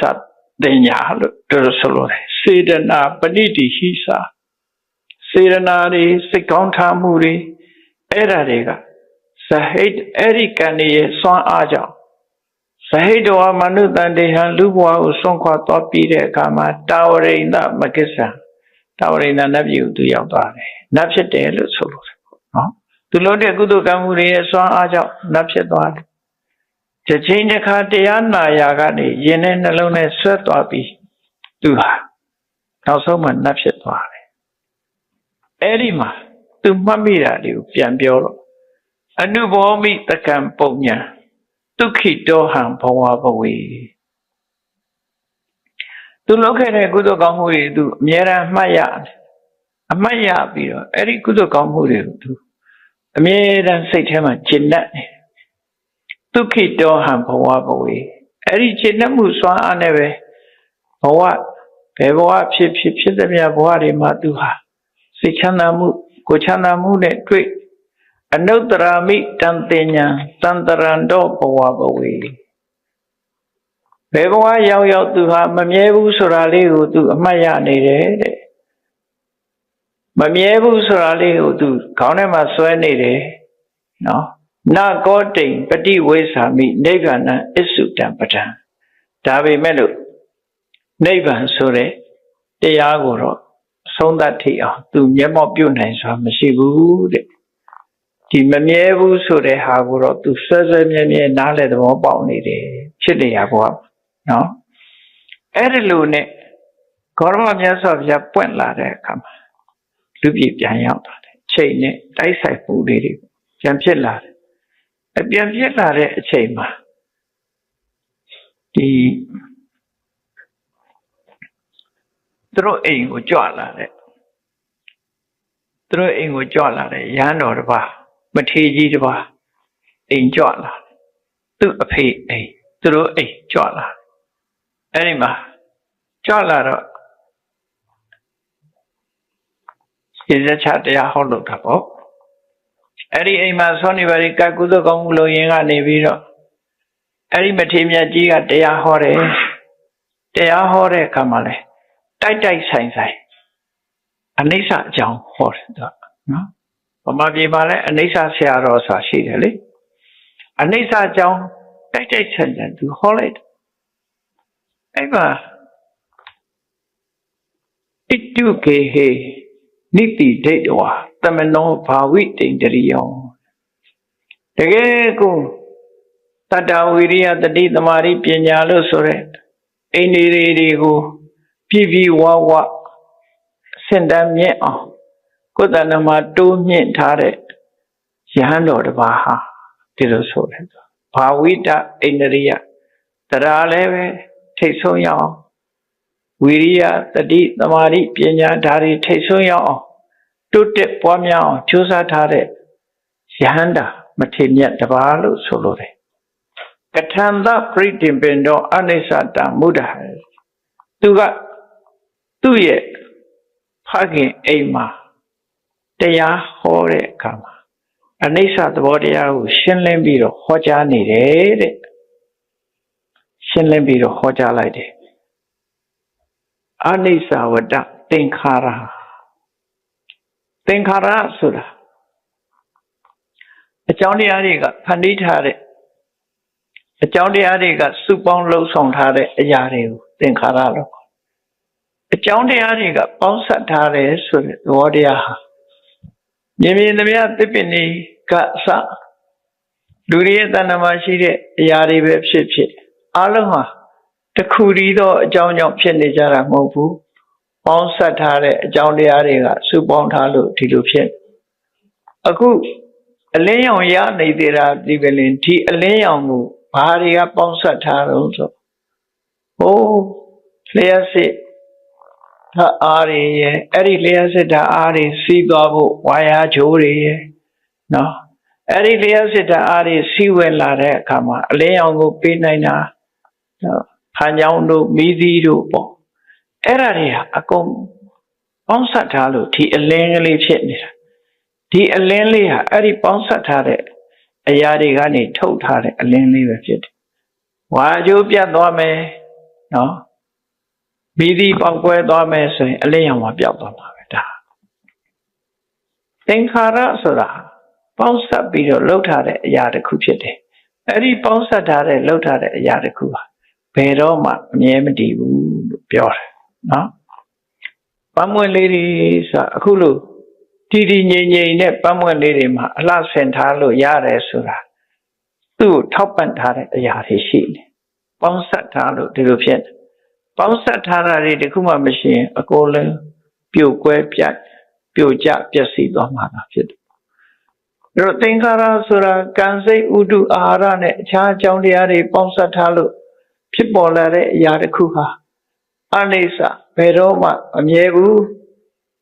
ဖြစ်ပေါ်လာပြီးတဲ့နောက်မှာပျောက်ကွယ်သွားမှာပဲလို့ဒီလိုဆိုတယ်နော်ဒီလိုဆိုတယ်အဲ့ဒီမမြဲတဲ့သဘောတရားကိုရှင်းပြီးတော့ဟောတယ်သင်္ခါရတရားတို့သည်အနိစ္စဝတ္တဖြစ်ပြီးလာရင်ပျက်စီးသွားလို့လုံးဝမမြဲတဲ့အရာတွေဒါဖြစ်တယ်ဥပ္ပါဒဝေယဓမ္မိနောဖြစ်လာလိုက်ပျောက်ကွယ်သွားလိုက်ဖြစ်လာလိုက်ပျောက်ကွယ်သွားလိုက်ဆိုတဲ့သဘာဝတွေရှိနေတယ်လို့ဆိုဘယ်အရာပဲဖြစ်ဖြစ်ပေါ်ပြောက်ပဲနော်ပေါ်လာမယ်ပျောက်သွားမယ်ပေါ်လာမယ်ပျောက်သွားမယ်တခါတည်းတစ်ဆက်တည်းတည်တတ်နေတယ်ဆိုတာမရှိဘူးအကုန်လုံးဟာပျောက်ပြက်နေတာကိုမသိလို့လူတွေကစင်စစ်မပြတ်ဖြစ်နေရင်ရှိနေတယ်လို့ပဲထင်တယ်အေးဖြစ်တာနဲ့ပြက်တာနှစ်ခုဟာသဘာဝတရားပဲအနိစ္စသဘာဝတရားဥပ္ပါဒဝေယဓမ္မိတောဖြစ်လာပြီးတဲ့နောက်မှာပျက်စီးသွားတဲ့သဘောရှိတယ်ဥပ္ပိစိတ်တော်ဟာနိရောဓန္တိဖြစ်ပေါ်လာပြီးတဲ့နောက်အပြီးသက်ချုပ်ငြိမ်းသွားကြတယ်လူတွေပြောနေတဲ့အတန်လေးပဲကြည့်အတန်ဟာဘယ်လိုဖြစ်လာတော့အခုတရားဟောတဲ့အတန်ဟာဘယ်လိုဖြစ်လာတာတော့လို့စဉ်းစားကြည့်နော်အကြောင်းဘယ်နှခုလဲလို့မေးချင်ရမယ်စိတ်ဟာအကြောင်းတစ်ခုအတန်ဖြစ်ပေါ်လာအောင်စိတ်ဟာအကြောင်းတစ်ခုအဲ့ဒီစိတ်ကြောင့်ဖြစ်ပေါ်လာတဲ့ပထဝီရဲ့ကိုယ့်ရဲ့ဒီအတန်အိုးလို့ပြောမဲ့အရာရဲ့နှစ်ခုစိတ်ကြောင့်ဖြစ်တာရဲ့ငကောရှိတဲ့ဟာရဲ့ပထဝီဓာတ်နှစ်ခုဟာရိုက်ခတ်လိုက်တယ်အဲ့ဒီရိုက်ခတ်လိုက်လို့အေးပတ်လို့လေချောင်းနားနေရင်ဘက်တန်ထွက်အောင်မယ်နော်အတန်မထွက်တာရှိအောင်မယ်အခြေအနေကောင်းပြီဆိုရင်ကြည်လင်ပြတ်သားတဲ့အတန်ထွက်ဒီထဲမှာတလိပ်ကပ်နေမယ်ဘာဖြစ်နေမယ်ချောင်းဆိုးနေမယ်ဆိုရင်လည်းအတန်ချစ်ချစ်လေးစောင်းတီးတာနဲ့ဥပမာတူတယ်စောင်းကျိုးကတင်းတင်းကလေးရှိနေတဲ့အခါမှာစောင်းအိုးလေးကိုတော့ကင်ပြီးတော့လက်ကလေးနဲ့တီးလိုက်တဲ့အခါစောင်းတန်လေးတွေထွက်လာတယ်လို့ပဲအခုလည်းပဲလူတွေရဲ့ပါးစပ်ကလေချောင်းကထွက်တဲ့အတန်ရှိတယ်လျှာဒိတ်ကထွက်တာရှိတယ်လျှာပြားကအတန်ထွက်တာရှိတယ်ဒီနှုတ်ခမ်းကထွက်လာတဲ့အတန်ရှိတယ်အဲ့ဒီအတန်လေးဆိုကြည့်ပါလားပါးစပ်ကြီးခါပြီးပမလို့ဆိုကြည့်နော်အဲ့တော့နှုတ်ခမ်းကရိုက်ပြီးတော့ထွက်လာတဲ့အတန်အဲ့ဒီအတန်ကမဆိုတာနှုတ်ခမ်းကနေရိုက်ထွက်တာအဲ့ဒါကိုစာပေကဥထတန်လို့ခေါ်တယ်ပါးစပ်ကြီးဟာဆိုရင်တော့ဒီအတန်ရမှာမဟုတ်ဘူးပေါ့နော်နှစ်ခုရိုက်ခတ်တဲ့အတန်အဲ့ဒါတွေဟာသင်္ခါရပဲဆရာအကြောင်းတရားတွေကြောင့်ဖြစ်လာတဲ့အရာပြီးရင်ဖြစ်ပြီးရင်ပဲဘယ်ရောက်သွားတော့ပျောက်သွားဒါကိုပြောတာဥပ္ပိစိတ်တော်နိရောဓန္တိဒါအတန်တစ်ခုကိုစံနမူနာယူကြည့်သူ့အတန်ကိုယ်အတန် အဲ့ဒါလိုပဲကြံတဲ့သဘာဝတရားတွေဟာလည်းဖြစ်ပြီးပြတ်သွားတာကြီးပဲတခုမှတည်မြဲတာမရှိဘူးနောက်ထပ်ဖြစ်နေလို့ကိုယ်ကရှိနေတယ်ထင်နေတာဟုတ်နောက်ဖြစ်တာနောက်အစ်စ်ပဲလားအဟောင်းတွေကတောက်ပြက်ကုံဆုံးသွားလိမ့်ရှိတယ်ပေါ့ဒီလိုဆိုတယ်အဲ့တော့ဥပ္ပိစိတ်တော်ကနေရောစန္တိအကြောင်းတိုက်ဆိုင်လို့ဖြစ်ပေါ်လာပြီးတဲ့နောက်မှာအလုံးဟာချုပ်ငြိမ်းသွားတယ်ဧတံဥပသမောဒုက္ခောတဲ့အဲ့ဒီသင်္ခါရတရားတွေလုံးဝမရှိတော့တဲ့နိဗ္ဗာန်ဟာဓမ္မချမ်းသာမှာရှိနေရင်တော့ဖြစ်ပြီးပြည့်နေအောင်ပါပဲသာဝရတည်မြဲကြမှာမဟုတ်သေးဘူးလို့ဒီတရားလေးကိုသူ့အဖေအိမ်မှာဟောနေတော့ဒီသူငယ်လေးကသူက9နှစ်သားပဲရှိသေးတာဒီအချိန်လေးမှာအနိစ္စတရားကိုဟောနေတာကိုသူကကြားဘူးတဲ့အတန်အနေနဲ့နားထောင်တယ်အဲ့ဒီအမျိုးကောင်းသားလေးနားထောင်နော်တဟကထံသူနေတဝနာဒီကထာလေးသူကြားလိုက်တာနဲ့ကလေးပေါက်စာ9နှစ်အရွယ်ပဲရှိသေးတယ်ဒီတန်လေးကိုသူကြားလိုက်တာနဲ့ပုပ္ပတင်ညမနုဿရေရှေးရခင်တော့ကဘာတသိန်းတဲ့ကဟာနော်အခုမဟုတ်ဘူးကဘာတသိန်းกว่าသွားပြီဒီအခုဟောတဲ့အတန်နဲ့ကြားခဲ့တဲ့အတန်နော်ကဘာတသိန်းกว่าလားအဲ့ဒီกว่าချားတဲ့ဟာပြန်တတိယလားပုပ္ပတင်ညမနုဿရေရှေးတုန်းကသူ့စိတ်ထဲမှာဆွဲဆွဲမြဲမြဲမှတ်သားခဲ့တဲ့အရာလေးတစ်ခုပြန်ပြီးတော့တတိယလာတယ်ဟောပရိမုဒ္ဒရာမြတ်စွာဘုရားဟောတော့ကသူခေါင်းထဲမှာဆွဲသွားတဲ့အရာလေးဟာမေ့ပြောက်သွားပြီလူပြေရောက်လိုက်နတ်ပြေရောက်လိုက်ဘဝတန်တရားကြီးမှာကဘာတသိန်းတခါတည်းဖြစ်အိုလိုက်နာလိုက်သိလိုက်နဲ့တန်တရားကြီးတွေမှာဖြတ်သွားရင်းကနေပြီအခုနောက်ဆုံးအချိန်လေးမှာအဲ့ဒီတုန်းကပုပ္ပတင်ညအရင်တုန်းကအမှတ်ရခဲ့တဲ့ဟာလေးတစ်ခုပြန်ပြီးခေါင်းထဲမှာပွားကနေပေါ်လာခဲ့တယ်ပေါ်လာပြီးတော့ဧကတနေနိတိထိတ်တော်အရဟတမပပုနေနားထောင်ရင်းနဲ့ကနေပြီးအသိဉာဏ်တွေကပွင့်ပြီးတော့ယန္နာဖြစ်သွားတယ်မြန်လာကြီးလားလို့မပြောနဲ့အသိဉာဏ်ဆိုတာအလွန်မြန်တယ်မီးပွင့်လိုက်တယ်လို့ပဲမီးပွင့်ရင်လင်းသွားတယ်လို့ပဲသူဟာဉာဏ်တွေကပွင့်သွားလို့လင်းသွားတယ်ဓမ္မအတန်ကဓမ္မဉာဏ်ကိုချက်ချင်းဖြစ်စေလိုက်တယ်ဒီဟာပွင့်သွားသည့်အတွက်ကြောင့်သူဟာယန္နာဖြစ်သွားယန္နာဖြစ်သွားတာကိုသူပြန်ပြောပြတယ်ဇာတိယတတ္တဝတ္တေနအရဟတမပပုနေသူဟာ9နှစ်အရွယ်လေးမှာပဲယန္နာဖြစ်ခဲ့ပါတယ်တဲ့နော်သူအဖေအိမ်မှာမထေရမြတ်တစ်ပါးရဲ့တရားကိုနားလိုက်တာနဲ့ပฏิမုဒ္ဒရာမြတ်စွာဘုရားတရားနာတဲ့ဟာတွေအတိတွေပြန်ပေါ်လာတယ်ပြန်ပေါ်လာပြီးတော့အရဟတမပပုနေအရဟတဖို့ဆက်ရောက်ခဲ့ပါတယ်ဥပတံပါရိတံဗုဒ္ဓဓမ္မတဝနာတိဓမ္မလားအဲ့ဒီယန္နာဖြစ်သွားတာနဲ့မြတ်စွာဘုရားကသူ့ကိုယဟန်အဖြစ်တိမှတ်ပြုပေးလိုက်တယ်9နှစ်ကိုရင်ဘဝကနေအဆင့်တိုးပေးလိုက်တယ်ယဟန်ဖြစ်ထိရောက်တာဟောမြတ်စွာဘုရား promotion ပေးလိုက်တယ်ပေါ့နော် promotion လုပ်ပေးတယ်ယဟန်ဘဝအထိတက်ပေးလိုက်ကိုရင်တောင်မဟုတ်တော့ယဟန်ဖြစ်သွားတယ်ဥပတံပါတိမံဗုဒ္ဓမြတ်စွာဘုရားသူယဟန်ဖြစ်ခွင့်ပေးလိုက်တယ်အဲ့ဒါဟာတစ်ချိန်တစ်ခါတရားနာခဲ့ရတာရဲ့အကျိုးကျေးဇူးပါပဲလို့သူပြန်ပြောတာနော်ဓမ္မတဝနတိဓမ္ဖလံဣဓမ္ဖလံဤအကျိုးဟာဓမ္မတဝနတတရားပွဲသွားပြီးတော့တရားနာလဲရတဲ့ကုသိုလ်ကောင်းမှုရဲ့ဖလံအကျိုးတရားပဲတတ္တတဟတိတောကပ္ပေယံကမ္မမကရိယံကမ္မယံဓမ္မမတုနေတရာကဘာတသိန်းထက်တုန်းကကြားနာခဲ့ရတဲ့တရားလေးအဲ့ဒီတုန်းကကြားနာခဲ့ရတဲ့တရားလေးရဲ့စွမ်းအားကြောင့်တဲ့ဒုက္ကတိနာဘိသာနာမိကဘာတသိန်းအတွင်းမှာဒုက္ကတိဘုံဆိုတာသူမရောက်ခဲ့ဘူးတဲ့ဓမ္မတဝနာတိဓမ္ဖလာဒါဟာတရားနာခြင်းရဲ့အကျိုးပဲလို့ပဋ္ဌာနာဆိုတဲ့ပါဠိတော်မှာတစ်ချိန်တစ်ခါတရားနာလဲရတဲ့ပုဂ္ဂိုလ်ရဲ့အကျိုးကျေးဇူးနဲ့ပတ်သက်ပြီးဒီပုဂ္ဂိုလ်မထေမြတ်ကမှတ်တမ်းတင်ပြီးတော့ပြန်လည်ဟောပြောထားတဲ့ဂါထာတွေပဲဒါ အပရဏဆိုတာပုဂ္ဂိုလ်တူတယောက်ဟာတစ်ချိန်တစ်ခါတော့ကသူလုပ်ခဲ့တဲ့ကုသိုလ်ကောင်းမှုလေးတွေသူ့ရဲ့ဘဝစာကြောင်းလေးတွေကိုပြန်ပြီးတော့ပြောတဲ့အရာပဲဖြစ်တယ်လူပဲဖြစ်ဖြစ်ရှင်ပဲဖြစ်ဖြစ်တစ်ချိန်တစ်ခါလုပ်ခဲ့တာလေးတွေရှိတတ်တယ်ပေါ့အဲ့လိုရှိတဲ့အခါမှာကုသိုလ်ကံလုပ်မိရင်လည်းကုသိုလ်ကံရဲ့အကျိုးကိုခံစားရတယ်အကုသိုလ်ကံလုပ်ရင်လည်းအကုသိုလ်ကံရဲ့အကျိုးဆိုတာခံစားရတယ်ကံဆိုတာဟာပျောက်ပြက်သွားတာမဟုတ်ဘူးတဲ့ဒါကြောင့်မို့ကောင်းတဲ့တရားတွေကိုမိမိတို့ယင်ထဲရောက်အောင်နှလုံးသွင်းပြီးတော့ဆွဲဆွဲမြဲမြဲမှတ်သားထားဖို့လိုအပ်တယ်အဲ့လိုဆွဲဆွဲမြဲမြဲမှတ်သားထားပြီဆိုရင်နောက်တစ်ချိန်ဟာဘယ်လိုပဲတိမ်မြုပ်နေတော့လဲပြန်ပြီးတော့ဘွားကနေပေါ်လာမှာပဲဖြစ်တယ်ပေါ့ဒီကံရဲ့အကျိုးတရားအလွန်ကြီးမားစွာကိုယ့်ကိုထောက်ကူပြည့်လို့ဖြစ်တယ်ဆိုတာမှတ်သားနိုင်ယူချမှာဖြစ်တယ်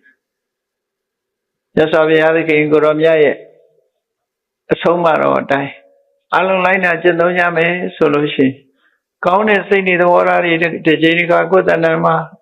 ဖြစ်ခဲ့လို့ရှိရင်ထိုကောင်းတဲ့စိတ်နေသဘောထားတွေထပ်တက်ဖြစ်အောင်ရသော်ဘုရားဟောတာနော်ပုံရင်စေသောပုံရင်စေပုရိသောခရီးတာသရဝတူဟာကုသိုလ်ကောင်းမှုလုပ်ပြီးဆိုလို့ရှိရင်ခရီးတာနံပုဏ္ဏပုဏ္ဏထထလုပ်ပြအောင်လုပ်ပါတဲ့တမ္မိသန္နံကရိယာထိုကုသိုလ်ကောင်းမှုလုပ်ဖို့ရအတွက်စိတ်ဆန္ဒကိုကြီးကြီးမားမားရှိပါစေ။ဘာကြောင့်လဲလို့ဆိုရင်သူခောပုညတဥစ္စယောကုသိုလ်ကောင်းမှုကိုယ်ရင်နဲ့နှလုံးထဲမှာစုဆောင်းပြီးသွားရင်ချမ်းသာဒုက္ခကိုပေးနိုင်ပါတယ်လို့မြတ်စွာဘုရားဒါကိုဟောတာဖြစ်တယ်ပေါ့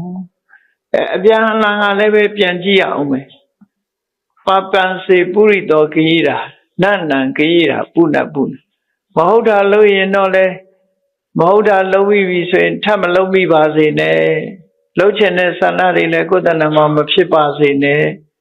ဘာကြောင့်လဲလို့ဆိုရင်ဒုက္ခပပတ္တဥစ္စယောမကောင်းမှုတွေကိုယ်တဏ္ဍာမှာများလာရင်ဒုက္ခရောက်တတ်တယ်ဒါကြောင့်မို့ပုရုဇဉ်လေးယောက်မကောင်းမှုတစ်ချိန်တစ်ခါဖြစ်ရင်နောက်ထပ်မဖြစ်အောင်ထိမ့်သိမ်းဆော့ရှော့ပါနောက်ထပ်မဖြစ်စေအောင်တတိထားပါလို့သူတို့ဆိုကုသိုလ်ကောင်းမှုဖြစ်လာပြီဆိုရင်တတိထားပြီးချင်းချင်းထပ်ထပ်ဖြစ်အောင်လုပ်ရုံများမကကုသိုလ်တရားတွေပေါ်မှာစိတ်ဆန္ဒပြင်းပြစွာဖြစ်အောင်တိဆောက်ထားပါလို့မြတ်စွာဘုရားကအခုလိုဆုံးမဩဝါဒပေးတာဖြစ်ပါတယ်ဓမ္မအတန်ကိုကြားလိုက်ရတဲ့ပုဂ္ဂိုလ်တွေဟာအခုလိုဓမ္မအသိဉာဏ်ဆိုတာကိုရရှိသွားနိုင်တယ်ဆိုတဲ့အကြောင်းကိုမှတ်တမ်းတင်ဟောပြောတာဖြစ်လို့တရားချစ်ခင်သူတော်စင်ပြိဿအပေါင်းတို့တရားပွဲတရားနာပြီးဓမ္မအတန်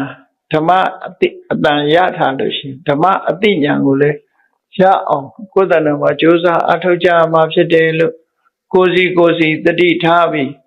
ဓမ္မအတန်မှတစ်ဆက်ဓမ္မဉာဏ်ရအောင်ကြိုးစားအထောက်နိုင်ကြပါစေကုန်သတည်း